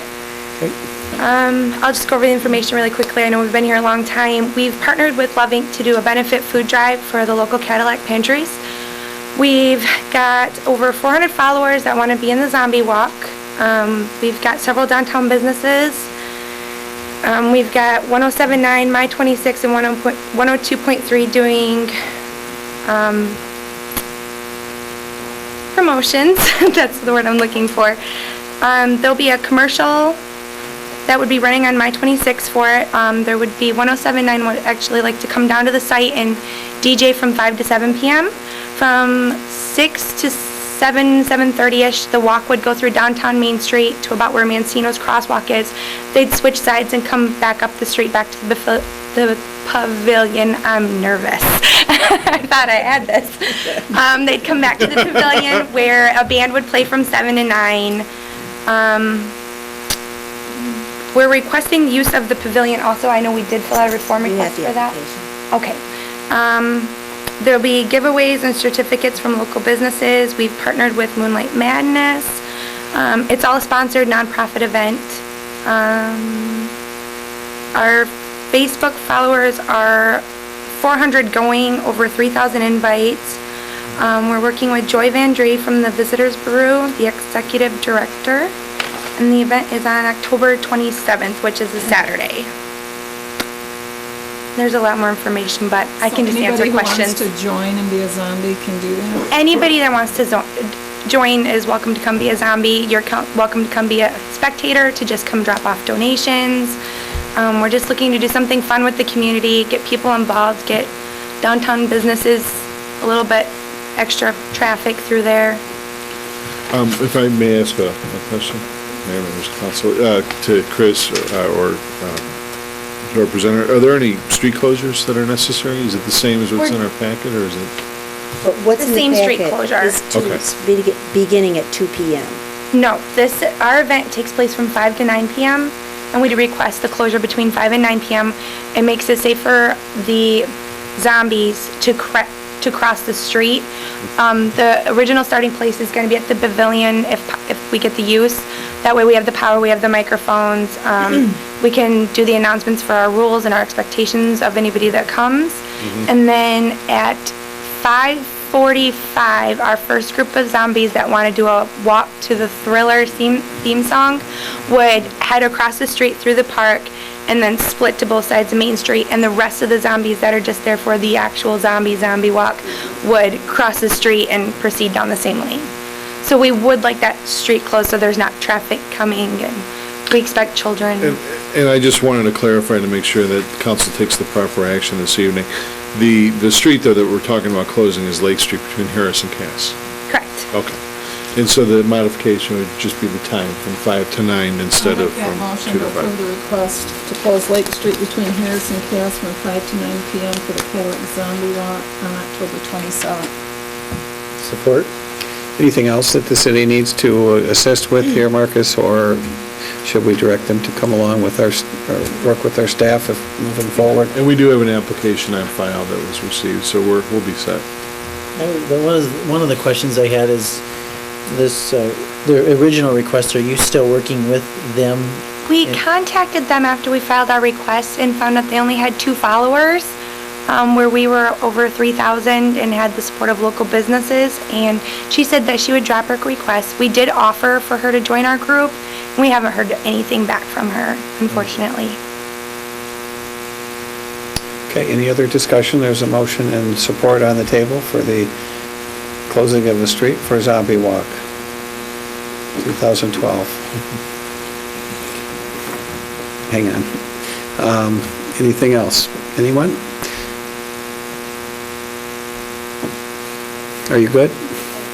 You're very good, yep. Unless you want to say something more, you're good. Chris, could we have a roll call, please? Councilmember Shippers? Shippers? Yep, yes. Spillman? Absolutely. One Yes. yes. Stevens? 2 yes. Yes. Alma? Yes. Mayor Barnett? Yes. All right, it's approved. Good luck to you, folks. I thought that was a zombie out there lurking, but it was Ken Jr. Looks just like his dad did in the 70s. Yes, sir. All right. We do actually have one more question. The building use, I never got that. You'll be getting a letter this week. Thank you. Thanks for coming. Rest of your meeting. Thanks. Thank you. You're very Good welcome. luck. See you all there. You're zombie wear. That's our everyday wear. I was gonna say. Especially in the morning after late meetings, that's totally zombie wear. Okay. Appointments, Chris, could you help us on these? It is recommended that the board member, John Smith of the Planning Commission, be reconsidered for reappointment to the Planning Commission for a 3-year term to expire October 2nd, 2015. I'll make that motion. I'll support that motion. Okay. Any discussion about John's continued service? I do sit with him on the Planning Commission. He's doing a great job. It's worthy of a re-up. Yep. A re-John. Anyone else wish to talk about John? Hearing none, Chris, could we please have a vote? Councilmember Spelman. Yes. Stevens. Yes. Nelama. Yes. Shippers. Yes. Mayor Barnett. Yes. Motion carried. Welcome back, John. Thanks again. It is also recommended to reappoint Renee Walkley and Troy Knight to the Zoning Board of Appeals for a 3-year term to expire October 6th, 2015. Do we need to do those separately, or can we do those together? Okay. Fine with doing them together. They both have 3-year terms expiring on the same date. Okay, so I would like to make a motion to reappoint Renee Walkley and Troy Knight to the Zoning Board of Appeals for 3-year terms to expire October 6, 2015. Okay, motion and support. And any discussion about Renee and/or Troy? Thank you for your service. Thank you, Renee and Troy. Chris, it looks like we can have another roll call vote on this, please. Councilmember Stevens. Yes. Nelama. Yes. Shippers. Yes. Spelman. Yes. Mayor Barnett. Yes, motion carried. I'm running out 30 seconds, okay. Mr. Stevens is asking to be excused for 30 seconds. So Go ahead. he's turning into a zombie. Mr. Pecha, next up is the city manager's report. Yes, thank you, Mr. Mayor and members of the City Council. The first item is a request for accessible pedestrian signals at various downtown intersections. We do have a member from MDOT here, as well as some other folks that I believe perhaps may want to be recognized as a part of this item. But in very short summary, this request is to add these automated devices to 2 intersections off of Mitchell Street, one located at South Street, one located at Cass Street. I will allow, I believe, our MDOT representative, Mr. Lund. Hi. Come forward. Dan Lund, Traffic and Safety Engineer, Michigan Department of Transportation, Cadillac TSC. We've had a request to install audible pedestrian crosswalks signals in downtown Cadillac at a couple of locations. We do have a process for that. Amy, who is here, is a mobility analysis specialist. She has done a review with Mr. Daly and several other people to determine where the appropriate locations would be for these crossings. The next step that we have to go through is to receive approval from the city of Cadillac through a resolution. If I may just have you pause for a moment, that resolution is in your packet. It's the next page following the letter that we had received from Mr. Daly. Please. One of our, one of the things that we need to have you aware of is exactly what these are, what they do, and what they do emit a sound, and kind of an explanation of how they work. We had brought a mock-up. Paula Corlett from our Lansing Signals, supervising engineer of Lansing Signals, has brought a mock-up demonstration of it that we would like to show you and let you see what's going to do. Absolutely. These will be installed basically as a normal, like you have downtown right now, the push buttons. Yeah. Either on a separate pedestal or on one of the signal poles. That design work has not been accomplished yet. There will be some construction, some sidewalk removal work that will have to be done. We don't know quite the extent of that yet. Right now you have push button crossings for Mitchell Street. When we put these in, they have to go on all four legs of the intersection, so you'll have crosswalks for the locations that are listed here. That's not a bad place for that. Maybe that'll work, but there's also a camera in here, but if you want to go ahead and try it. Okay, we do have plenty up front. Would you mind bringing it up front for the cameras to see at home? There's we all have plugs in. Put it right in front of my face. Look at it.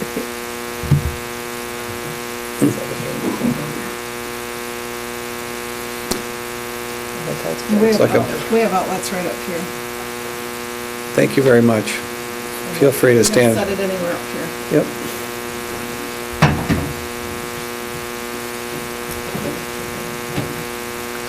The yellow box will basically replace the existing push button at locations that have them now.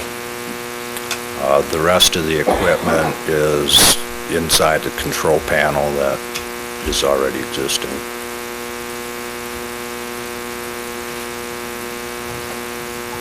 I think you had nothing.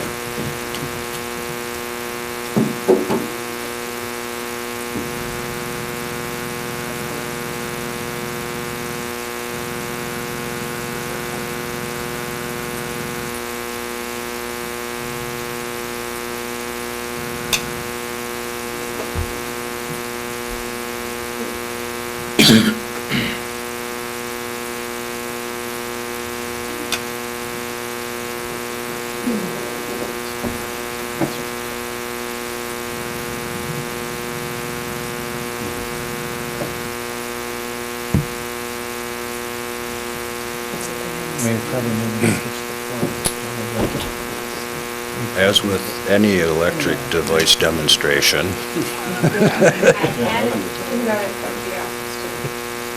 Probably once it got unplugged or plugged in. That's a button on the side. Well. Wait. Thank you. Wait. I see the zeros. Michigan. Walk sign is on to cross. Michigan. Michigan. Now, this tone will sound all the time until somebody pushes it. Wait. Wait. Is that the audio volume too, or is that not representational of what you're Has it adjusts the volume according to the ambient noise level. So if I'm sorry, I didn't hear that. a truck goes by, the volume will go up, and then it'll drop back down. And is it, are the speakers for the unit directional as to focus the volume to the corners of the intersections, or do they just go all over, do you know? So that, to try to prevent, if you will, the noise pollution from the beeping? I believe the speaker is on the back of the unit. Yeah, it shoots forward. So Forward? if Okay. the volume is adjusted down, one thing to keep in mind is the visually interpreted system can hear a lot better than a visual limited sight see. So the volume is actually quite low and we can still hear it. We may not hear it as well. When we first started installing them, we had it set too high. And Amy, she's a mobility specialist, she actually will come out there and help set the volumes on them. Ideally, that locator tone will be berthed at a distance of 6 to 12 feet, and that's it. Realize that it may crank up briefly, so like if you've got a great big surge of trucks coming down Mitchell, that sound's gonna crank up until it takes another sensor reading, and then it drops back down. Nice. And I don't know how often the lights are on, or active on Mitchell, is that 24/7, or if they go off. But I remember this is the locator tone will go off when the light goes inactive. So the flash, they go for your, flashing yellow, and the locator comes on.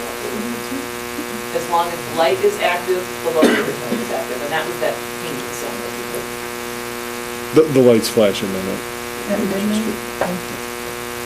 The pinging sound is the locator, so that they'll be able to find the button or the box to push a button.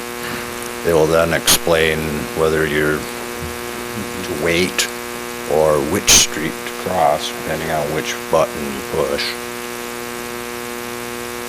So when this said Michigan, is that the name of the road, the street? It's a So it would say Mitchell, light walk sign is on to cross Mitchell, or Cass, walk sign is on to cross Cass. That's great. Now, we have countdown heads downtown. Do they? No, the countdown portion of it will be silent. They won't hear that. Okay. They will not auditorium. It's a little confusing sometimes using the countdown to step off. Yes. So we don't want to have that. So we just don't have the countdown. But you can still see a countdown, but it's going off. Have you had any issues with these in other communities? We had a few up, and the first few, we didn't adjust the volume correctly. Once we had the volume correct, we seemed to solve that issue. The pinging seems to be a concern because it does ping, and of course you gotta remember it's gonna be on all the corners, so the ping, they don't ping all at the same time, they ping on their own. So you hear a pinging noise kind of going. But we set the volume, we're better at setting the volume, so that appears to have gone away. We don't have those complaints anymore. And you had said too that it somewhat keeps it to within about a 12-foot radius? Yeah, ideally, where that noise is 30 to 6 to 12-foot radius from the device. So it is directional to a degree. And if I may just draw a comparison, I'm not familiar with these intersections here in Michigan, but I worked on a project in Illinois with respect to the Federal Railroad Administration's quiet zones for at-grade railroad crossings, in which if you didn't have the gates that went down and the flashing lights and the bells and so forth, you had to either put them in or put in an automated horn system in which you'd hear this directional train horn go off as a solution. Either that or any train, whether it's freight or passenger, would be required to start blowing their horn, quite a distance away from the tracks, which you could hear for miles. And so while there was some noise pollution, it was really localized to that area, which it seems to a degree is what this will accomplish, is really kind of keep it localized, so. Which is a good thing, better than it was. Yeah, and I think it's a small price to pay for the safety of some of our residents. The other thing too to mention is the locations that have been requested. I'm not certain, but I don't believe there are any residential dwellings within that area. So, Just off question, is there one of these devices for roundabouts and the circular traffic? There are a couple different options, a lot of research going into what will work best for those, and right now there's no best practice in place. It's still a little research phase. Unfortunately, we're desperately trying to find something, but There's a need for that too. roundabouts are very difficult for people who are living in here, just because your normal way of determining when to cross the street no longer exists. It's been taken away, so it's really hard to localize sound. Go into more detail, but they haven't gotten into, just for the straight intersections right now, these have become, the signalization timing has changed, and that's the main reason why they're becoming very, very beneficial. Okay, thanks. Anyone else? Dan, thanks for and all of your presentations. You want to take that out of here, you can. Unless that's a free sample. Everyone chuckles. We were serious. Very nice. Wait, a little background on how this got started, if you would, Marcus. This is a nice thing, though, if you would. Well, in short and in summary, we were approached, the city, were approached by Rick Liptak with MDOT, bringing this information forward. There was a letter also that we had received. This is all in your packet, along with corresponding documentation. We briefed the DDA about it and are basically here tonight. And I was going to add, Mr. Mayor, members of the City Council, that with respect to the necessary action, we will take the resolution that's in your packet and put it on our form where there's the proper signature blocks and our proper formatting. But the action this evening would be a motion to support the accessible pedestrian signal project and approve the resolution for the American Council of the Blind and Visually Impaired. That's the title of the resolution that's in your packet. I'd like to make that resolution. Okay. Support? All right, there's a motion and support on behalf of the resolution. I'd like to thank the citizens that came forward with this before we vote. Thank you for doing that. And any other discussion? There's a motion and support. Hearing none. Chris, could we please have a roll call? Councilmember Melama? Yes. Shippers? Yes. Coleman? Yes. Stevens? Yes. Mayor Barnett? Yes. Motion carried. Thanks again for coming and sharing and displaying the device. Very nice. Mr. Mayor? Yep. I'm sorry? Yes, go ahead. Next item, Mr. Mayor, members of the City Council, is a presentation from Mr. Bill Edwards from Raymond CIS on our forensic audit. Just for the purposes of advising the public, members of the City Council, including staff, received this evening with Mr. Edwards, as he brought it in tow, the results of his study. I also have, I believe, the full version on disk that I will try to get to everybody as soon as possible. I'm not entirely sure, Mr. Edwards, if this is the full version or not. Okay, it is. So it was more cost effective for him to bring this to me digitally, but he is going to provide you with a preliminary report based on his study, and certainly at this point, or after the presentation, while there might be some questions, I certainly would expect council would want to take some time to digest the information, and we can definitely bring Mr. Edwards back at a later point in time if necessary. Well, Mr. Edwards, thanks for coming up tonight. Not a problem. I've got a statement here that will kind of give you the gist of what our audit entailed, but first of all, good evening, council members and City of Cadillac residents. As you may recall, I was here before you back on February the 20th of this year, when council voted to hire Raymond Corporate Investigative Services to conduct a forensic audit of legal fees charged to the city beginning on January 1, 1993 through June 30th of 2010. The first step of the audit process was to gain an understanding of the city's process with respect to the external legal services. We learned that the city had been served by numerous law firms during the audit period. However, the only law firm that had contracted with the city by way of written service agreements was that of McCurdy Watilla. As a result, an audit was limited to the legal service invoices submitted by that firm to the City of Cadillac from January of 1994 through June of 2010. Also, as part of our audit, we requested any and all correspondence that the city had which was related to the service agreements between the city and the law firm. Much of that correspondence included and was related to the work conducted by attorney Peter Lutzman and the resulting mutual release of claims agreement, which was drafted by Mr. Lutzman and presented to the city and the law firm. As part of our audit, I had the opportunity to speak with Mr. Lutzman and others who I thought could shed some light on the legal services issue. Each of these interviews were conducted for the sole purpose of gathering information as to how the city operated over the years in question, especially as they related to the law firm acting as the city attorney.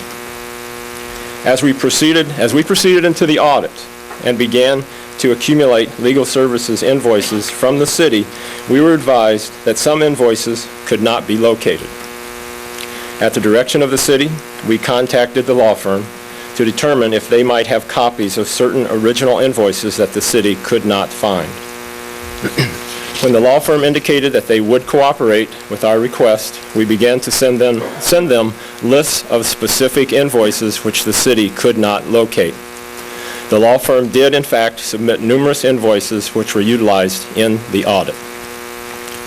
Also at this time, the city delivered 110 boxes of case files that the law firm had relinquished upon their separation as the city attorney. As we attempted to utilize these case files as part of our audit process, we learned that there was no systematic process to how these case files were placed in the boxes by the law firm. As a result, there was no efficient way of locating specific case files, thus adding time to our audit process. As we maintained frequent contact with the city in an attempt to obtain legal invoices for the years to be audited, we learned that general ledgers were not available for the years 1994 through 1997. We also learned that invoices could not be located for the years 1998 and 1999.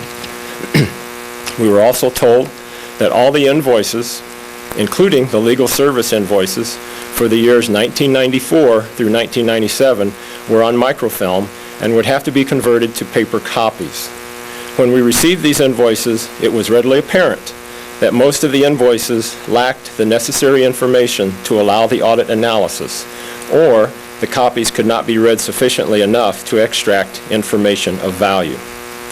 Since we were unable to use the aforementioned invoices for 1994 through 1997, and since the invoices for 1998 and 1999 could not be located, we felt it necessary to call a meeting and bring the issue to the attention of the city. As I documented in a June 13th memo, I met in Saginaw at the Raymond office with two members of the city council, the city CFO, and the city manager. At that meeting, I discussed my concerns about the aforementioned invoice issues. We all agreed that the only way to proceed with the audit in a credible way was to limit the scope to a time period whereby we had invoices sufficient to complete an audit. We all agreed that the scope would be confined to the period beginning with January 1, 2000 through June 30th of 2010. We also agreed that a report would be generated to capture the variance over the audit years between the retainer amount found in the first service agreement, which was reviewed and approved by the City Council in December of 1993, and each retainer amount thereafter through June 30th of 2010. And we called the charges related in these service agreements normal duty work. As you are aware, the July 2000 service agreement was then the second to be reviewed and approved by the City Council, while the law firm was the city attorney. This brings us to our first calculation, which is in Appendix A, and for essence of time, I'm not going to walk through all of the appendixes, but Appendix A basically breaks down what I just mentioned. And once again, we confined our audit period to January 1 of 2000 through June 30th of 2010. So what we did was we took the first service agreement that was actually reviewed and approved by the City Council, which was actually back in December of 1993. And the retainer amount in that agreement was $40,000. We then searched for the next agreement that was reviewed and approved by the City Council. And that agreement was in July of 2009. So we used that same $40,000 up until July of 2009 and calculated the variance between what the city actually paid and the amount that was in that first reviewed and approved agreement by the City Council. So that was for a 10-year period. And what we came up with in those 10 years, the difference between the amount in the reviewed and approved annual service agreements and the actual amount paid for those 10 years under audit was $332,560.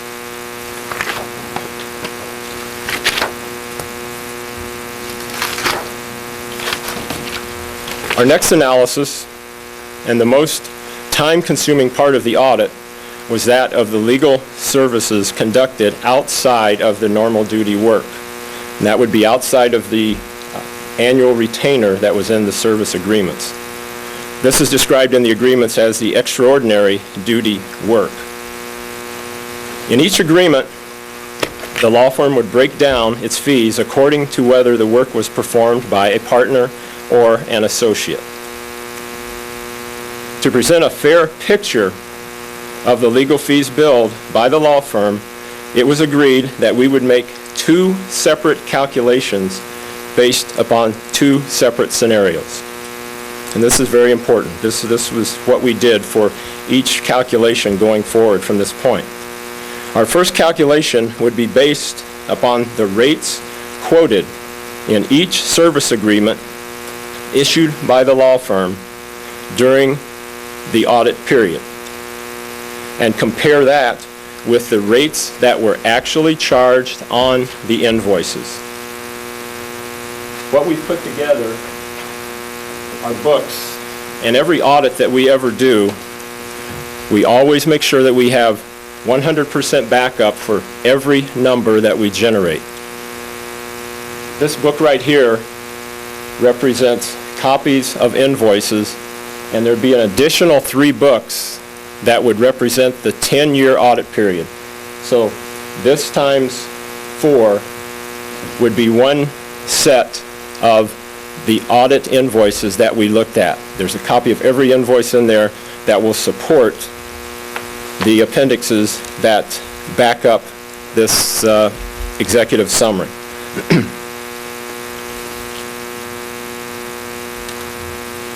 As I said, our first calculation would be based upon the rates quoted in each service agreement issued by the law firm and compare that to the actual rates on the invoices from January 1, 2000 through June 30th of 2010. Our second calculation was based upon the rates captured in only the service agreements which were reviewed and approved by the City Council. Once again, we had 2 of those, December of 1993 and July of 2009. Still only looking at January 1, 2000 through June 30th of 2010. We used the rates from the service agreement, which was approved in December of 1993, and since there was no rate increase that was reviewed or approved by the council until July of 2009, those December 1993 rates were used up through the year ending June 30th of 2009. Now, I know this could be confusing, and once you sit down and look at the charts, they will speak for themselves. The results of these 2 calculations are captured in Appendix B, as in boy, and Appendix C, as in Charlie. And you have those appendixes in front of you. Once again, to be fair and capture all different aspects of the legal services billed by the law firm, we also documented 2 specific areas. Time that was on an invoice but was not billed by the law firm. So in other words, if there were 4 hours on there that Mr. Watilla had worked, and as you extend across, there's $0, then that's time that was on the invoice that was not billed to the city. We captured all of that for a 10-year period. We also ran into what we described as, it appeared to be courtesy discounts. Something very similar to that, but once again, it would be, say, 4 hours charged by Attorney Watilla, and extended across, it would show the amount, but it would be a negative amount. So it was different than what I earlier described, but it still showed that they were not charging for that amount. So we called those courtesy discounts. So still based upon the two different types of calculations, one calculation for every service agreement throughout the audit period, and then another calculation based upon the amounts in the 1993 service agreement and the July 2009 service agreement. And you'll see those differences in each chart.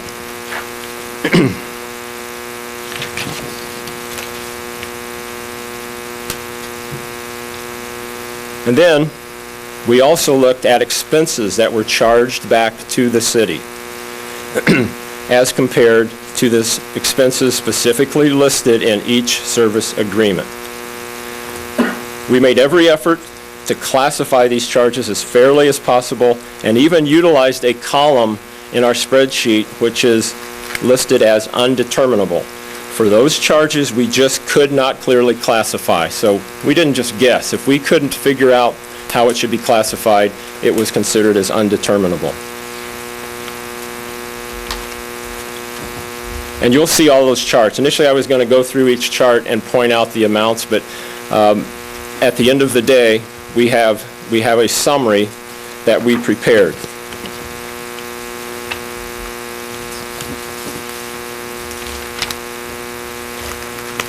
The summary can be found at the end of near the end of the executive summary. This summary basically has two charts. The first chart is based upon, as I said, the very important the first calculation. That first calculation is where we took, as I mentioned earlier, every single service agreement for the 10-year period, looked at the rates that were charged in those service agreements, and then we compared the specific invoices for that period of time to those rates. And we came up with a bottom line total.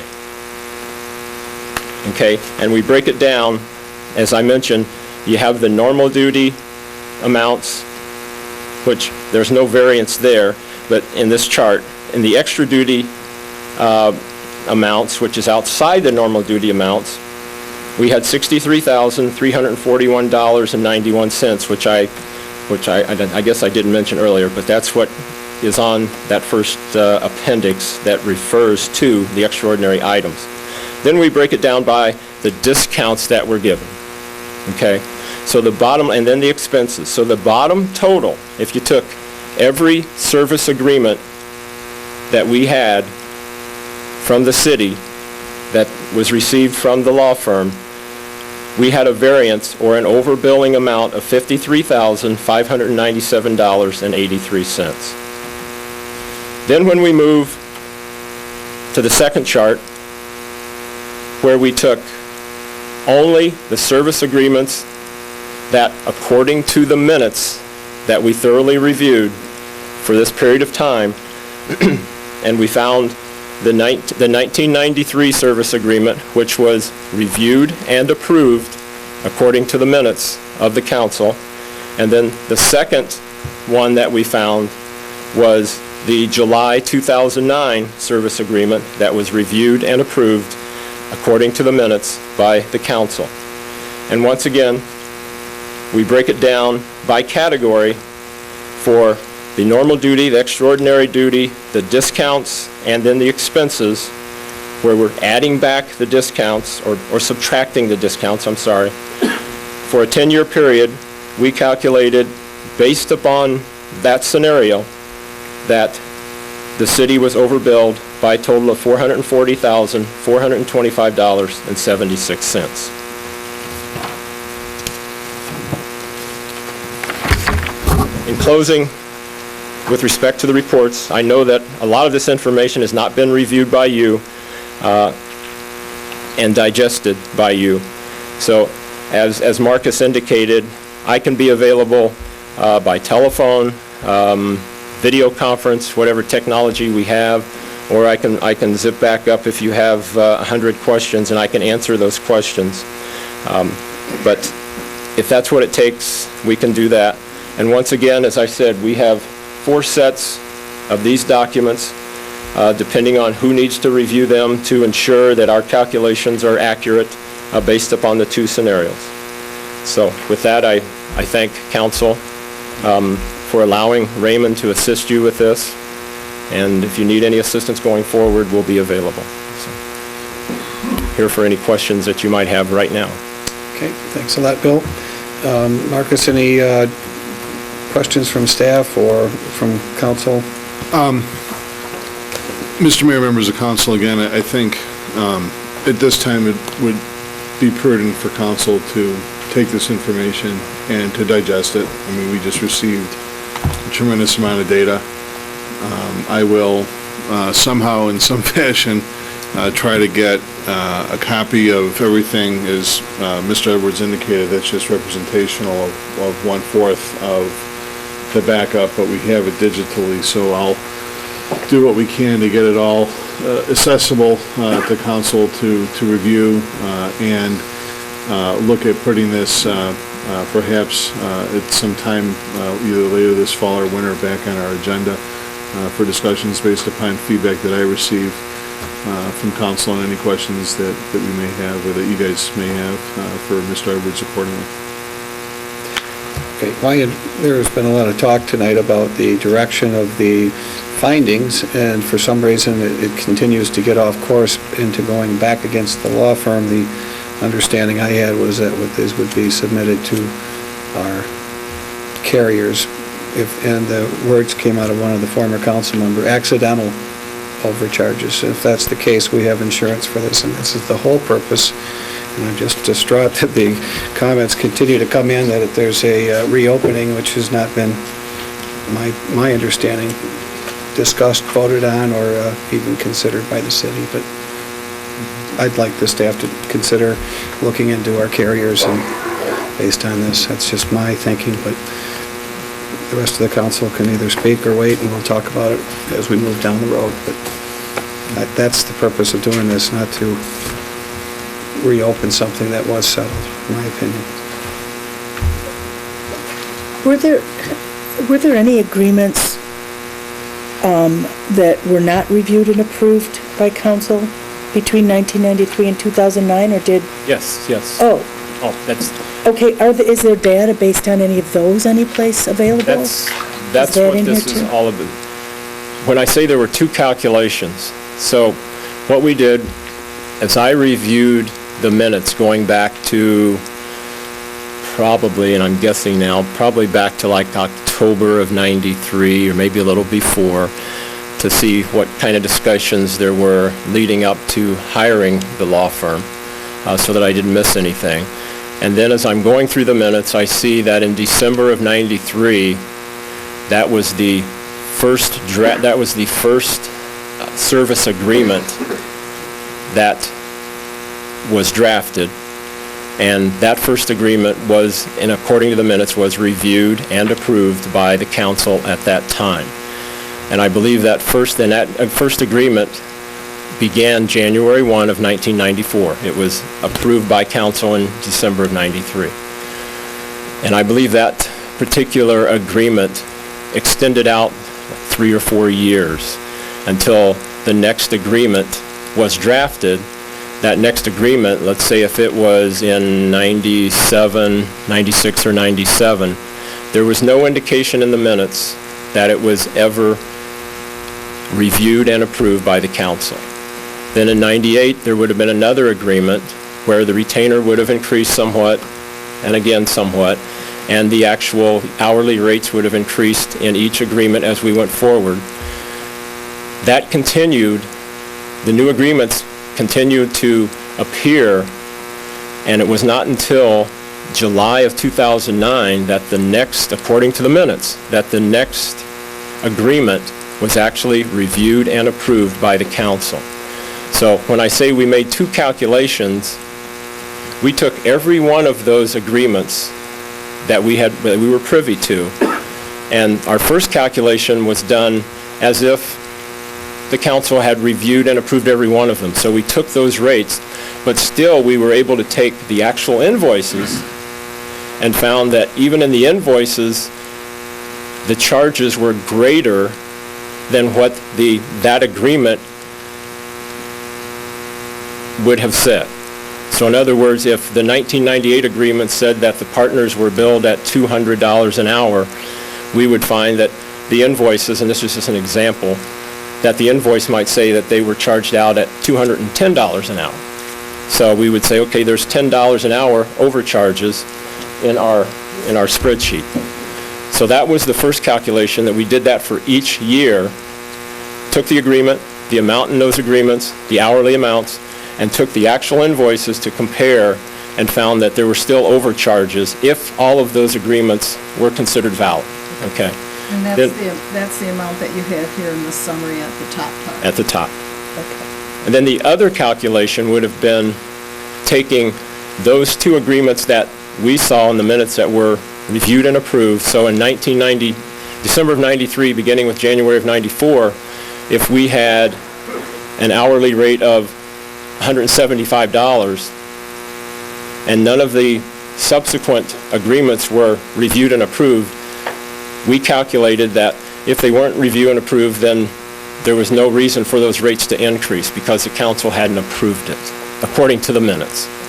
So we left that rate consistent all the way up until July of 2009, but that rate stayed the same, but we compared each invoice each year to that rate, and the difference we calculated. Okay? So I hope that makes it a little more clear. So annual agreement rates and approved agreement rates are the two. Okay. Yes. Okay. Then it just sounds, I know this gets confusing, especially for the public, so the decision, or what you were assigned with was not to include 94 through 99 on any of the expenses, even if you had hit and miss expenses? Because the records would have been so incomplete. Like I say, a lot of those invoices for the period that were microfilmed that we got, when we looked at the invoice, we couldn't tell from it wouldn't be on the invoice as to whether the work was done by a partner or an associate, or there was no explanation as to what the case was involving. So we didn't want to guess on anything. And then a lot of those were so light in color that you couldn't even read the contents of the invoices. And that's when I called the meeting to show these examples, and that's when we decided that, we don't want to use piecemeal data, so let's just start with January 1 of 2000, where we have most of the invoices, let's say 95% of the invoices, and there probably wasn't a year where we had every one of the invoices. But I would say we probably got a good 95 to 98%. And of course, when we would get an invoice and we couldn't really tell what it was for, that's when we would go to the 110 boxes and we would find the case in the box and pull out the case, and then we would find a better invoice in there or a better explanation of what it was for, so that we could feel good about putting it on our spreadsheet. So basically, 1/3 of the years were not audited. Whatever that comes to. 6 years out of approximately 17 or so? Or is that too many? Well, 93 up through 99. Well, 94. The first agreement started January 1 of 1994. And so we did not conduct our audit did not entail January 1 of 1994 through December 31st of 1999. So our audit began with January 1 of 2000. That's 6 years. Out of 17.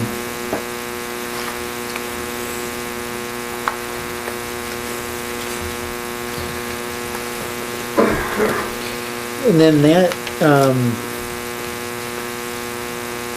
so even I'm almost pretty sure on this aspect, the normal duty aspect that was the same years then, nothing prior to the 2000? We did not, right, to be consistent, we did not go back beyond January of 2000, which would be easy to do. It would take 10 minutes to do that. But we wanted to be consistent across the board, January 1 of 2000, for the entire audit. But that in itself could have substantially increased the number. It could have, yes. Had it, I know that it had been provided, that's the part I wasn't aware that wasn't being looked at, but, so that would have increased it even more. It would have, yes. And that's something, like I say, we could do that in, well, I say 10 minutes. Nothing happens in 10 minutes. We could do that in 30 minutes. That was a fast. Now, this is probably going to be a confusing question. You were only able to look at things that were actually invoiced. If something may have been charged or billed, but without an invoice, that just didn't get included in. Did not, yeah, right, that's correct. Like I say, everything that we looked at or documented in these spreadsheets is going to be backed up in these books. So if there's a non-existent invoice for a charge that we're not aware of, it's not included in our audit. That's correct. Did you bring one of your associates with you today? I did. Is it okay to introduce her? Janelle West, you want to stand up, please? Janelle is one of my forensic auditors.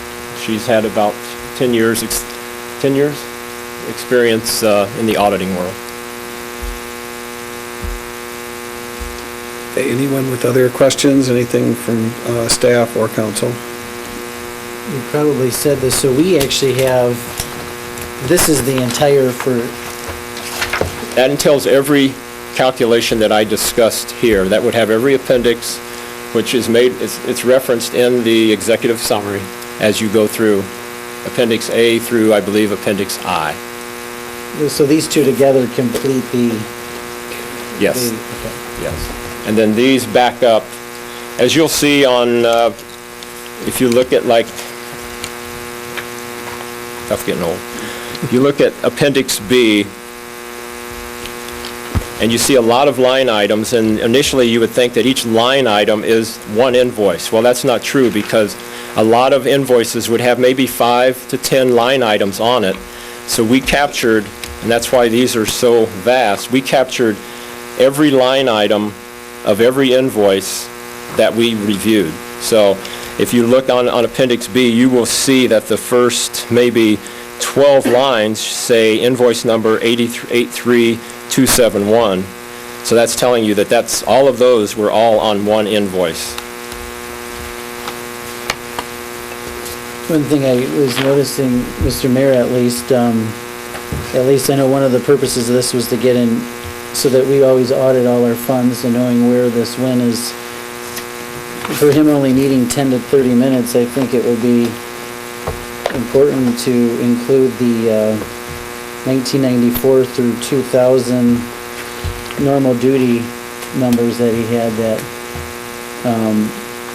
are in there, at least to have an aspect of those years also.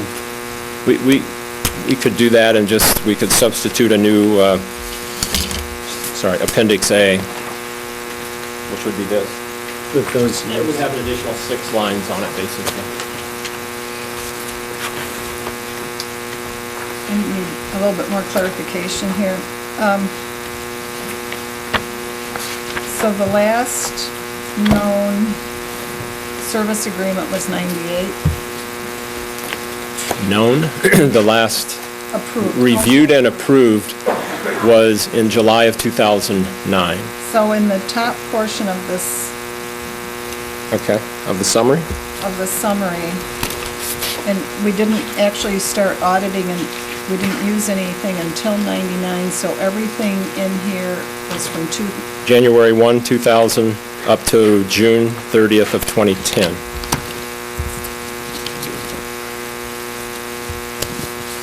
and then compared to the service agreement from 98. Wait.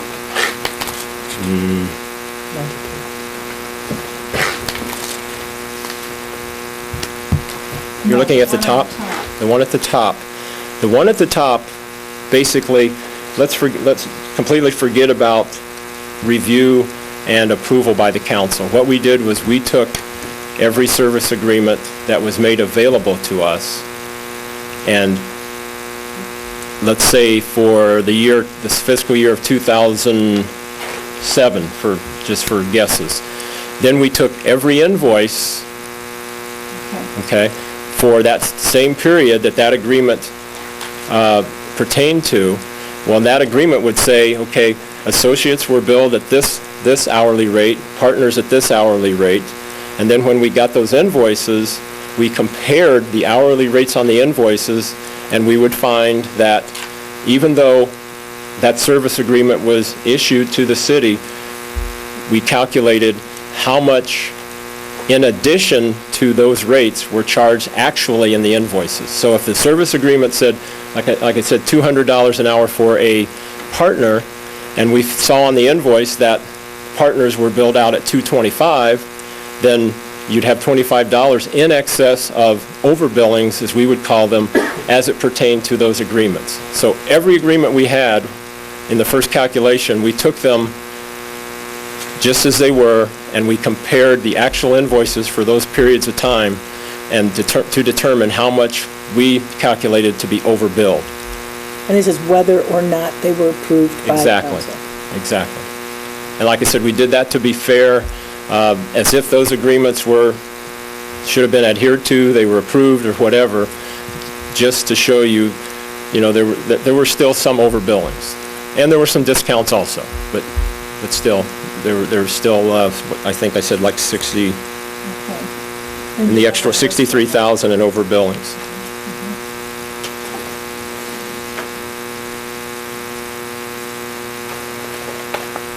It is a substantial amount. It looks like it was worth, I know, the questioning, but if you're a business or you're getting an audit, this kind of an amount is large. It's worth getting it looked. We have that number now, and it's looking like it's around the $500,000 just in those years, not considering the other years that weren't involved. The settlement agreement was for how much? This is to you guys, I don't know if you know this. 15 and 10. 25? So that's approximately half of the overbillings, 25,000 in the agreement, in the settlement with Letzman is approximately half of what is shown as being overbillings. And where do you get that? I think she's looking at I'm looking at the annual top. agreement rates, the top one, not the one based on 1993 with no raises. I'm looking at the ones that are the agreements that weren't approved, but were agreed upon and were being paid out, and then approved in the budgets, the annual budgets. But that's not the one that's the... I'm not looking at the bottom one because I don't see how those are I don't see how those numbers are really useful, considering that there are agreements, whether or not they're approved by council. I think that a number that is more in keeping with reality is the annual agreement rates, not approved agreement rates. To assume that someone would work for 17 years without any kind of rate increase seems a little crazy to me. So I'm thinking that the most useful information is the actual agreements, not necessarily approved agreements. That's just my thinking. I think it'd be premature for us to make any kind of a summary at this point without really sitting down and looking at this and really totally digesting it, because there's a lot here. Yeah, I was just basing that on the summary. But that was my summary. I think we need to look at it and digest it. That's my personal... Yeah, that's an analysis that, now you're getting opinion totally in on something that... I was referring to the summary. Here, it says summary. Right. I think it ignores the state constitution, the ordinances, and our charter, but I don't think... The bottom number where it says the 440,000 is the, well, I think you're absolutely right about that. Okay, we're going to give this over to our staff, Marcus, let you folks digest it as well, and council will. Is this, I know that this says privileged and confidential, as were what I thought were the other memo that was sent from Mr. Edwards that got leaked to the public, or at least to somebody that wasn't part of the group getting it, but is this confidential? I do see there's some names in the, to help us know what happened just at a glance, but is this subject to being redacted or at this point, or is this a public document? Because I know it says privileged and confidential. I recognize the accountant, or have the accountant-client relationship, which I think under common law still exists, but maybe it doesn't. Mr. Homier, I think, might opine differently, or others. Well, I certainly will review it, but I don't know unless Mr. Edwards wants to inform me on what basis it would be privileged and/or confidential. It is not a communication by the city attorney to the city council, and there is, to my knowledge, no auditor-client privilege. Having said that, to the extent that there may be information contained in it that would be subject to either attorney-client privilege or some other applicable privilege, we'll have to look. I haven't had an opportunity to go through any of the documents or the supporting documents to even determine whether or not it would be subject to attorney-client privilege. For example, to the extent that there are invoices contained in some of the documentation, the backup documentation, some of that information in the descriptions of what is done may be subject to attorney-client privilege and properly redacted if the city was to or needed to disclose such information. Not all of the information in those invoices is privileged, but some of the description and communications may be privileged and confidential. So are we directed to keep this to ourselves until we hear otherwise from, I'm just looking for some marching orders. Well, I think certainly to the extent that I anticipate there will be requests under FOIA, we'll deal with those requests when and if they're made. But the city shouldn't be handing out documents, period. We treat all requests for public documents the same. That is, they require a written request through your FOIA coordinator, and we respond accordingly. Thank you. Anyone else, any other comments before we move on? I would just like to make one clarification here so that it's not confusing, but how we mark these, this says Book 1. There'll be 3 other of these that'll say Book 1, and they're a continuation of this. So like I said, there's a set of 4 for the 10-year review. So in those boxes, I guess there should be 16 of these total. Book 1, Book 1, Book 1, Book 1, and then Book 2, Book 2, Book 2, Book 2, and so forth. So that you know that when you see Book 1, the next Book 1 is not a duplication of this, it's a continuation of this. Is it, Mr. Edwards, Mr. Mayor, if I may ask here, is it somehow noticed, though, a continuation, like Book 1? Well, yeah, the tabs would continue. Oh, okay. And then with respect to Book 2, there's just one book for Book 2? No. No? Okay. No. When you go in there, you'll see 4 of these that say Book 1, Right. 4 that say Book 2, okay? So all of the Book 1s go together. There'll be, when you see the tabs, if this starts with tab 1 and it ends with tab 225, then there'll be another book that says Book 1 that'll have tab 226 and so forth. Correct? No?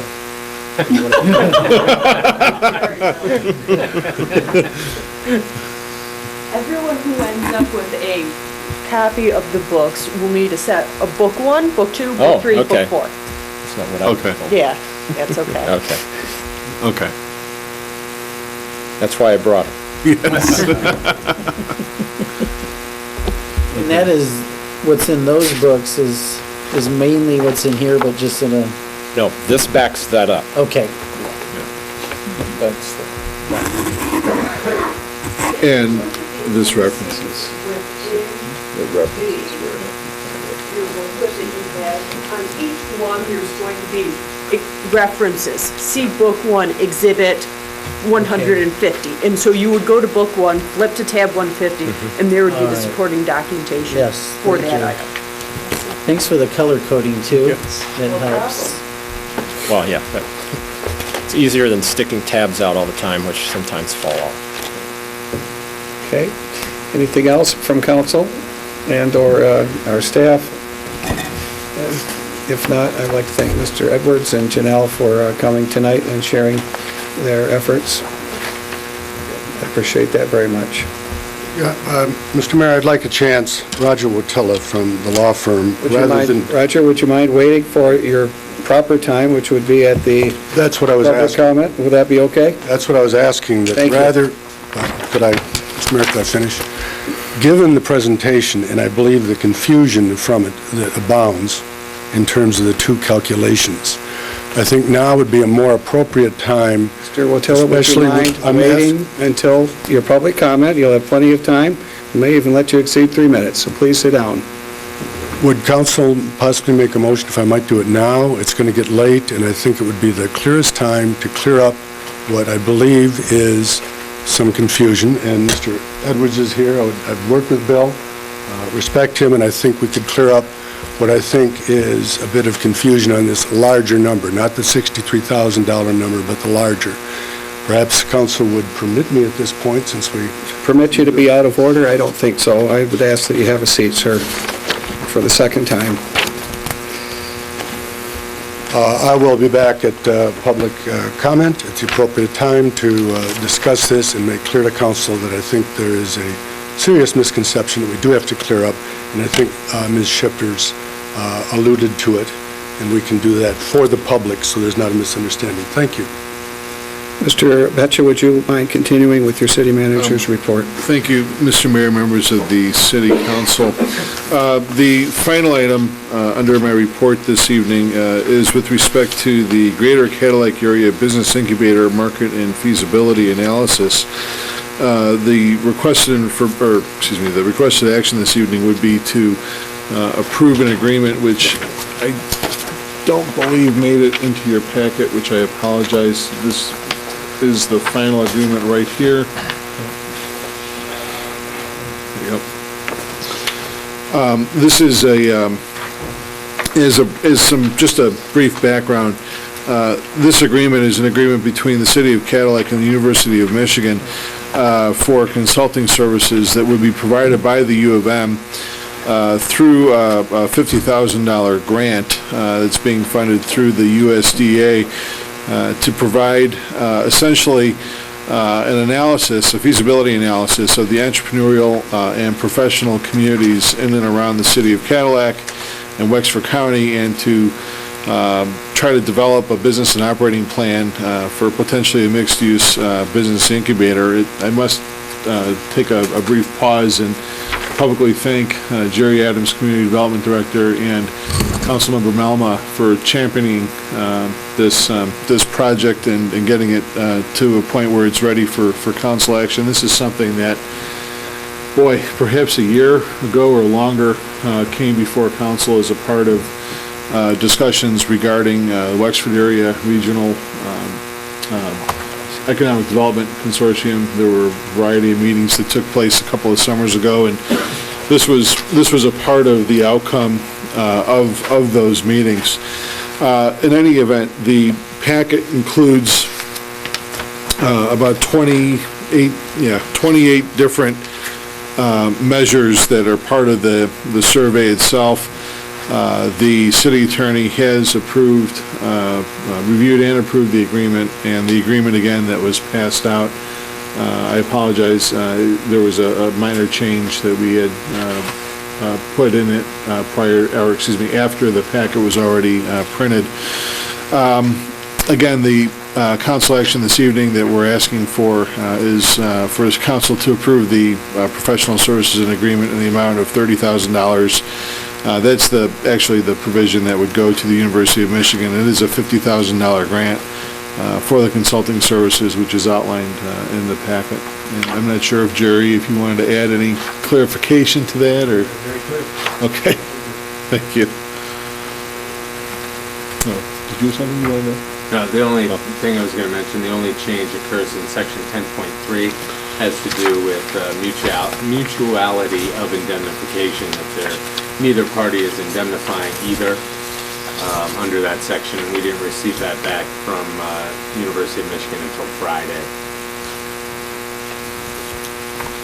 You're saying the only change from what's in our packet and what's... Correct, in section 10.3.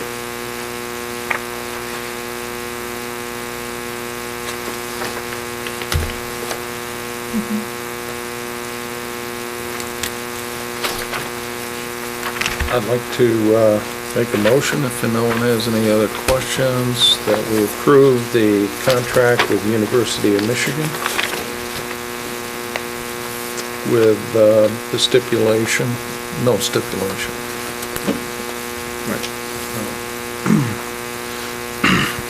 Support? I'm sorry, did you say there was a stipulation? No, I misstated that. I was listening to what our counsel was telling us, and then it occurred to me that it's already been corrected. Okay, is there is a motion and support, any further discussion? I just want to say this is an excellent program. And thanks for all the work by staff and Councilmember Mellum on this. It's going to be something that's going to benefit our community for a lot of years. Anything else from council? Mr. Mayor? Yes. Members of City Council, we do have a quick change on the fly with respect to the signature block for the city side. Just to have it reflect our normal template, we just noticed that it states community development, it should have mayor and clerk as part of the signatories. Okay.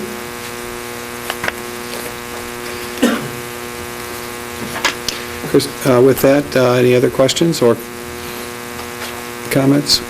Hearing none, Chris, could you please give us a roll call on this issue? Councilmember Shippers? Yes. Coleman? Yes. Stevens? Yes. Melama? Yes. Mayor Barnett? Yes, motion carried. Does that take care of that, your section, Marcus?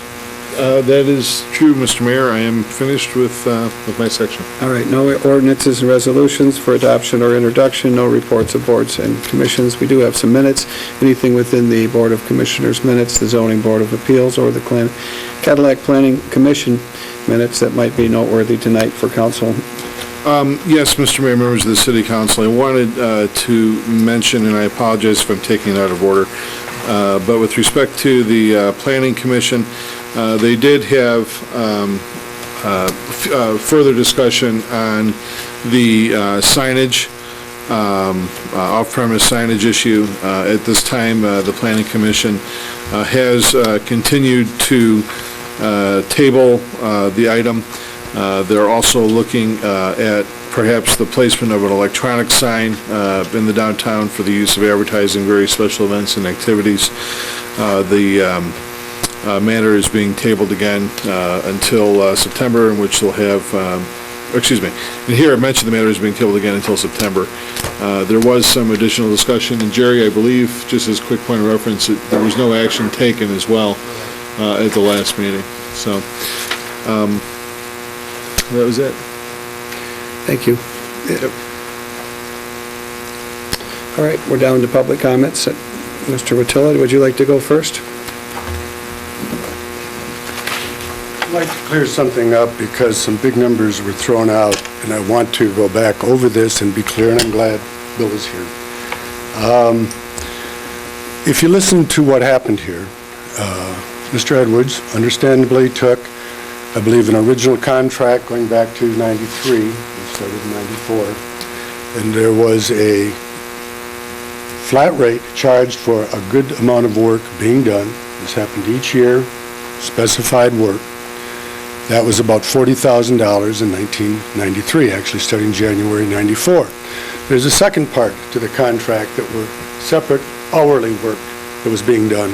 We'll call it off-contract.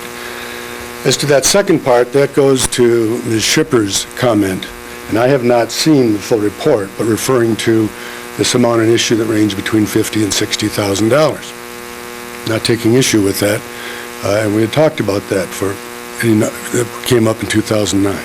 This larger amount that I know the mayor and I know Mr. Stevens know what really is I know you know what it is the fact that Mr. Edwards said there was an original contract back in '94 that was, quote, approved by council in the minutes. And then that there wasn't anything, quote, approved by council till 2009 for 16 years.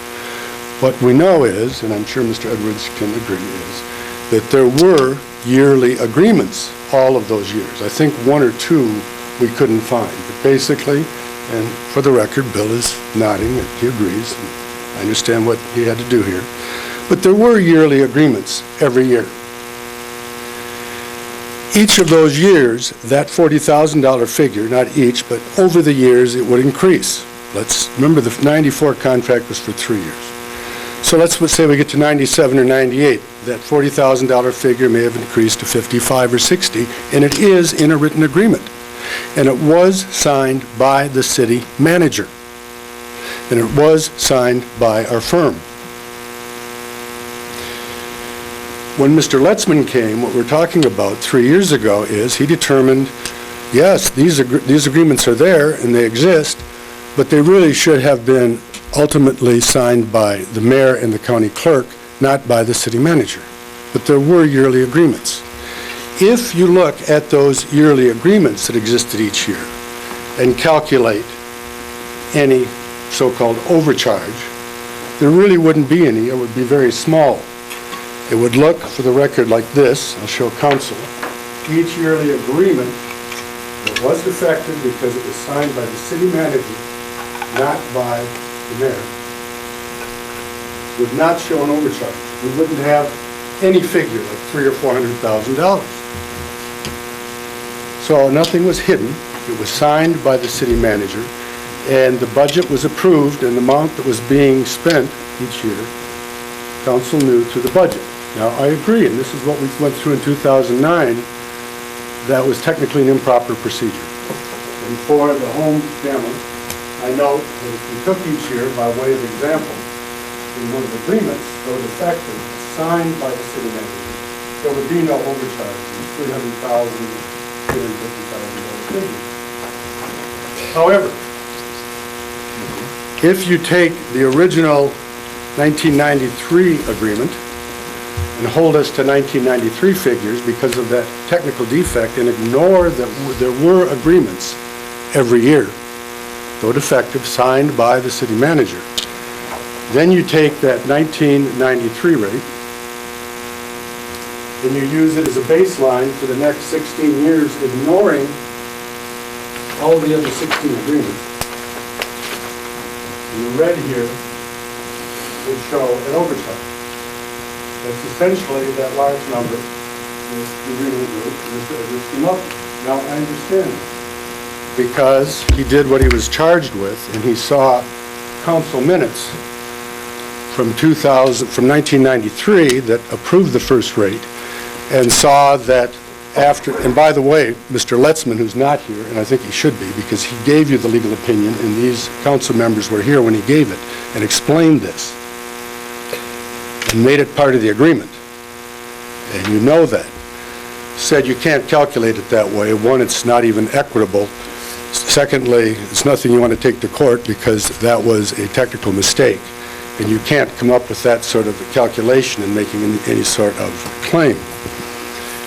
So that's what happened. If you look at the actual written agreements signed by the city manager, you wouldn't have that big overcharge. If you take the position that those agreements were technically defective each year, so we simply take the 1993 rate of $40,000 and hold that to us for the next 16 years or so, yes, you'll come up with a big number. I want to be clear, though I appreciate what Mr. Edwards has done, and it's thorough work, and I've appreciated his courtesies in working with me. That's what Ms. Shippers was getting to. The $63,000 number is something we dealt with 2009. Mr. Letzman made clear that that sort of calculation is interesting, but doesn't hold water, and is not something that should be viewed as a legal overcharge. That's where the mistake was. But I think it was confusing from the presentation, though I could follow it, I understand, that in essence, that's what Mr. Edwards was saying. We're just taking that 93 rate, held to it, and then we see council approve something 16 years later. But I want the public to know, in speaking to the public, these two members of council already know, I believe Ms. Shippers knows, and I'd like to look at the full report, that that's where you get the big number, and quite frankly, it's very, very misleading. I think that can only be thrown out for political reasons. Nothing less. Nothing less. And I can see where that's going. That said, I appreciate the time to address you, appreciate the work that's been done, and I look forward to seeing the full report. Okay, anyone else? Public comments are open at this time. We do request the comment time be limited to 3 minutes. Seeing nobody else come forward, and it is getting late, I'm going to close the public comment portion. There are no tabled items, and we do have go to the order. Mr. Petra, would you like to start it going around? Sure. Thank you, Mr. Mayor, members of the City Council.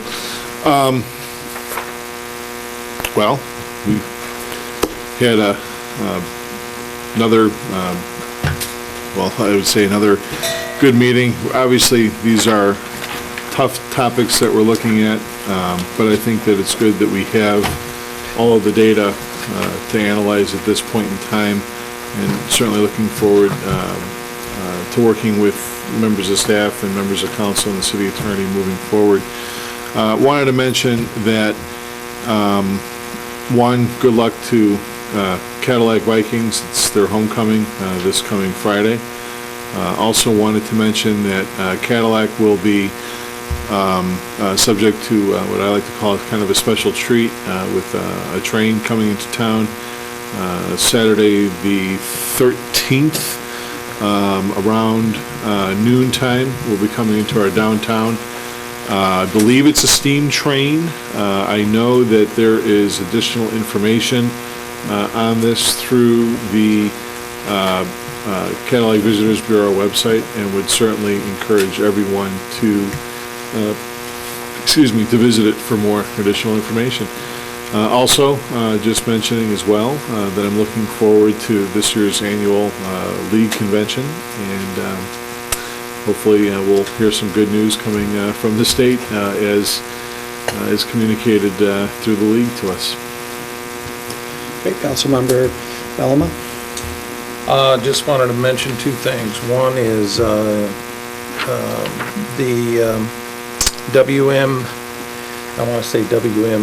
WMCTC, the Career Technical Center, has an open house coming up. I do not have the date, but I will get the date to you. It's coming up in October. And the reason I want to bring that up is our manufacturers are going to have our next meeting there because we are faced with shortages of skilled personnel. And so we plan on taking up that open house.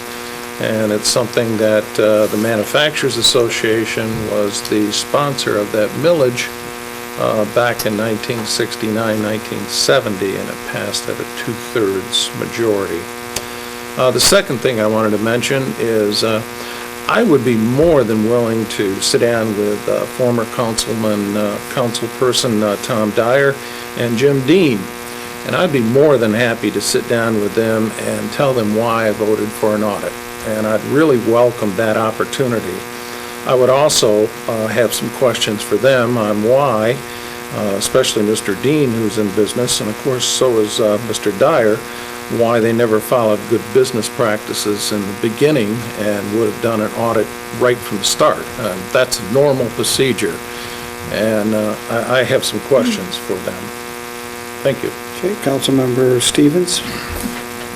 I did want to mention, going back on this audit, and if you recall, 3 years ago, it was offered to have it done for free.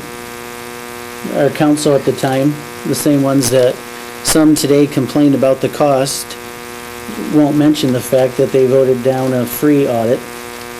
I agree with Councilmember Mellema, when you make a decision like this, you do an audit to get a number. That was the purpose.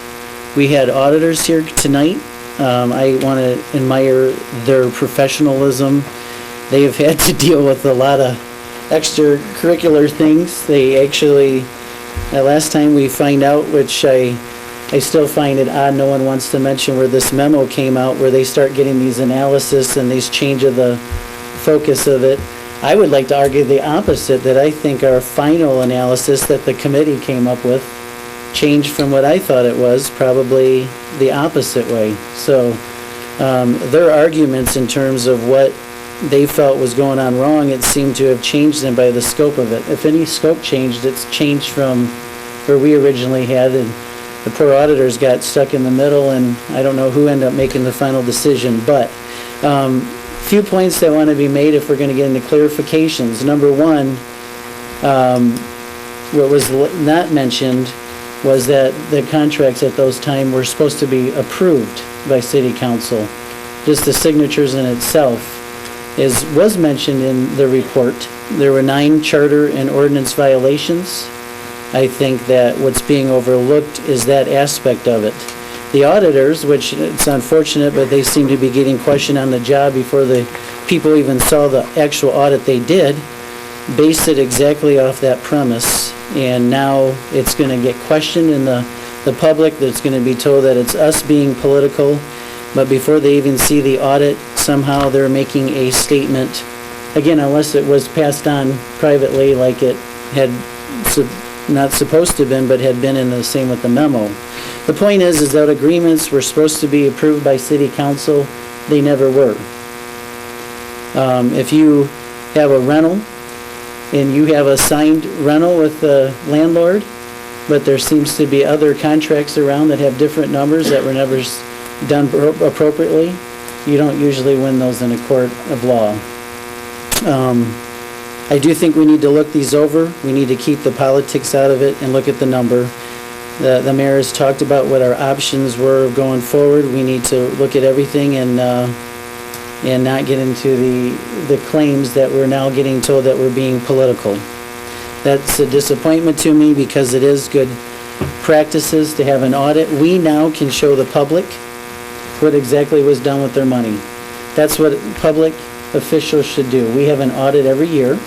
This was not part of our annual audits. It is now part of our audits.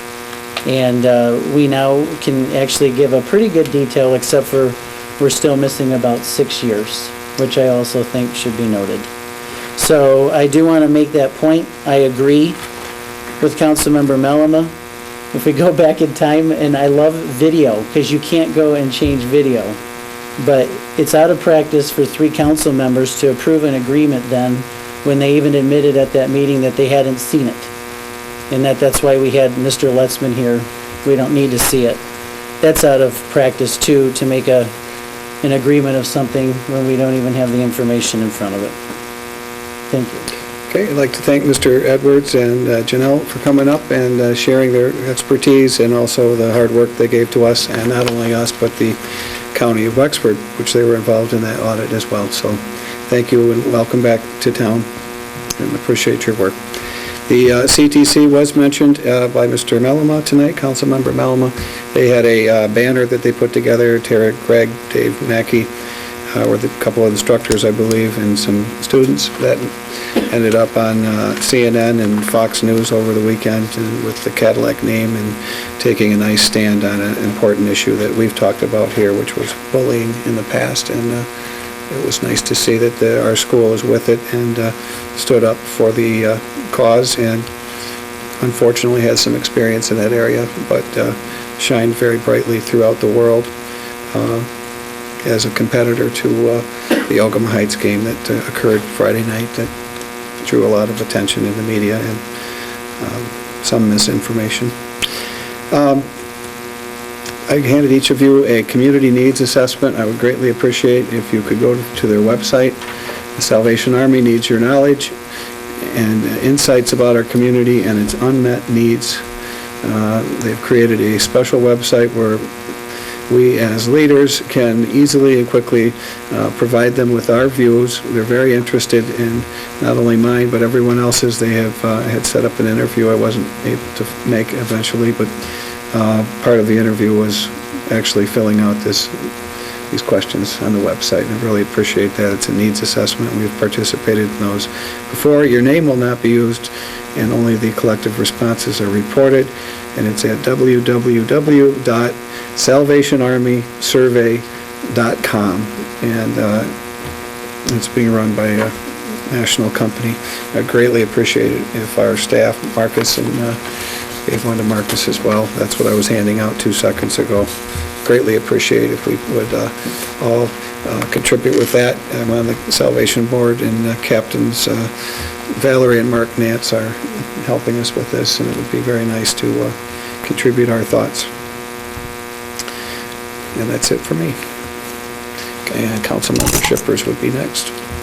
Well, first of all, this is not obviously for the public to see. I don't know if any of our other audits need to be FOIA'd, but if this is private and confidential, then Councilmember Stevens saying that now this is readily accessible to the public is not actually true at this point, maybe at some point. The other part is that I think we need to remember that, how can I say this? Numbers are the easiest thing to manipulate when you are trying to prove a point. And that you can use the same numbers and the same data to come up with different conclusions based on what you want to prove. One side, the other side, whatever. You can create graphs and charts to serve whatever need you would like to serve.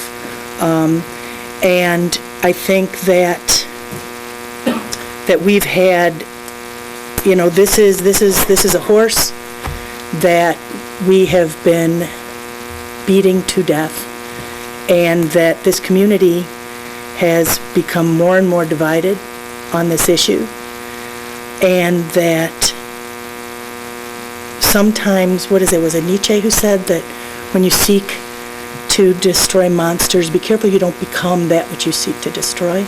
Something like that, that you don't become what you set out to rail against. And I think we need to be really careful with that, because when you become in the position where you get to make the decisions, it's very, very easy to really, really want to make that point and to prove that point and to use that position that you're in to its extreme ends to prove that point at great expense, in a time of hardship in the state and in our community, and at great, beyond physical expense, at great emotional expense and community expense. And I do not see this as a good thing, a good end.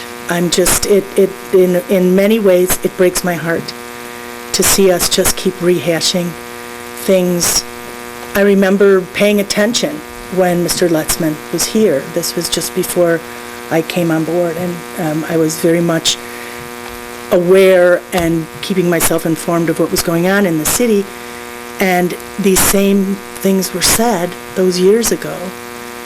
And I came to this council fully thinking that we were going to turn a page and that we were going to move forward and that we were going to, start pulling things together as a city and work together as a city and try to build bridges within the community. And here we are in the same conversation that we were in the year before I came on board, with the same pain and the same accusations from every end. And it does not make us better people. It does not make us a better city to do this kind of thing. Thanks. Councilmember Spelman. Thank you, Councilmember Shippers. It too makes me very sad where we landed. Last night, as I was leaving Transition Cadillac's celebration, which was very nice at the Fox Hill Center, my husband and I drove up to the top of the cemetery to watch the moonrise. And it was a really nice place to watch the moonrise. It was really beautiful. But as we drove through the cemetery trying to find a view of the moon rising through the trees, I was once again reminded of what an amazing asset that is to this community. It is a beautiful cemetery. And I want to give some kudos to Brian Ellenboss for the hard work that he does there and his crews that work. So it's in really top-notch shape also. Not only is it a beautiful piece of land with beautiful trees, and this time of year, really beautiful trees, but it's very well taken care of. So thanks, Brian, for all the hard work you do there. This afternoon, I attended a Lake Mitchell Improvement Board meeting. I do sit on that as a member of the City Council, and I just wanted to report back briefly on that. You know, it's the end of a season, and a very difficult season in very many ways, with the extreme heat and drought and whatnot that we had this year, and it certainly affected not all of our crops on land, but also our crops in the water. We heard from quite a few residents of Lake Mitchell about, you know, what they experienced in terms of weed growth, not only Eurasian water milfoil, but other types of weed growth as well. And we are scheduling another meeting for October 15th to further that discussion as we get ready to have our public hearing in January to determine what the new assessment will be for riparian folks on Lake Mitchell, as well as backlot owners also. So that's very important. A lot of discussion in that group about, you know, that they're willing to pay more money if we can get a handle on the weed problem that we have in Lake Mitchell. That's all I have. Thank you. Thank you. Marcus, we have work session, or we have a closed session next time? We're coming back in 2 weeks here.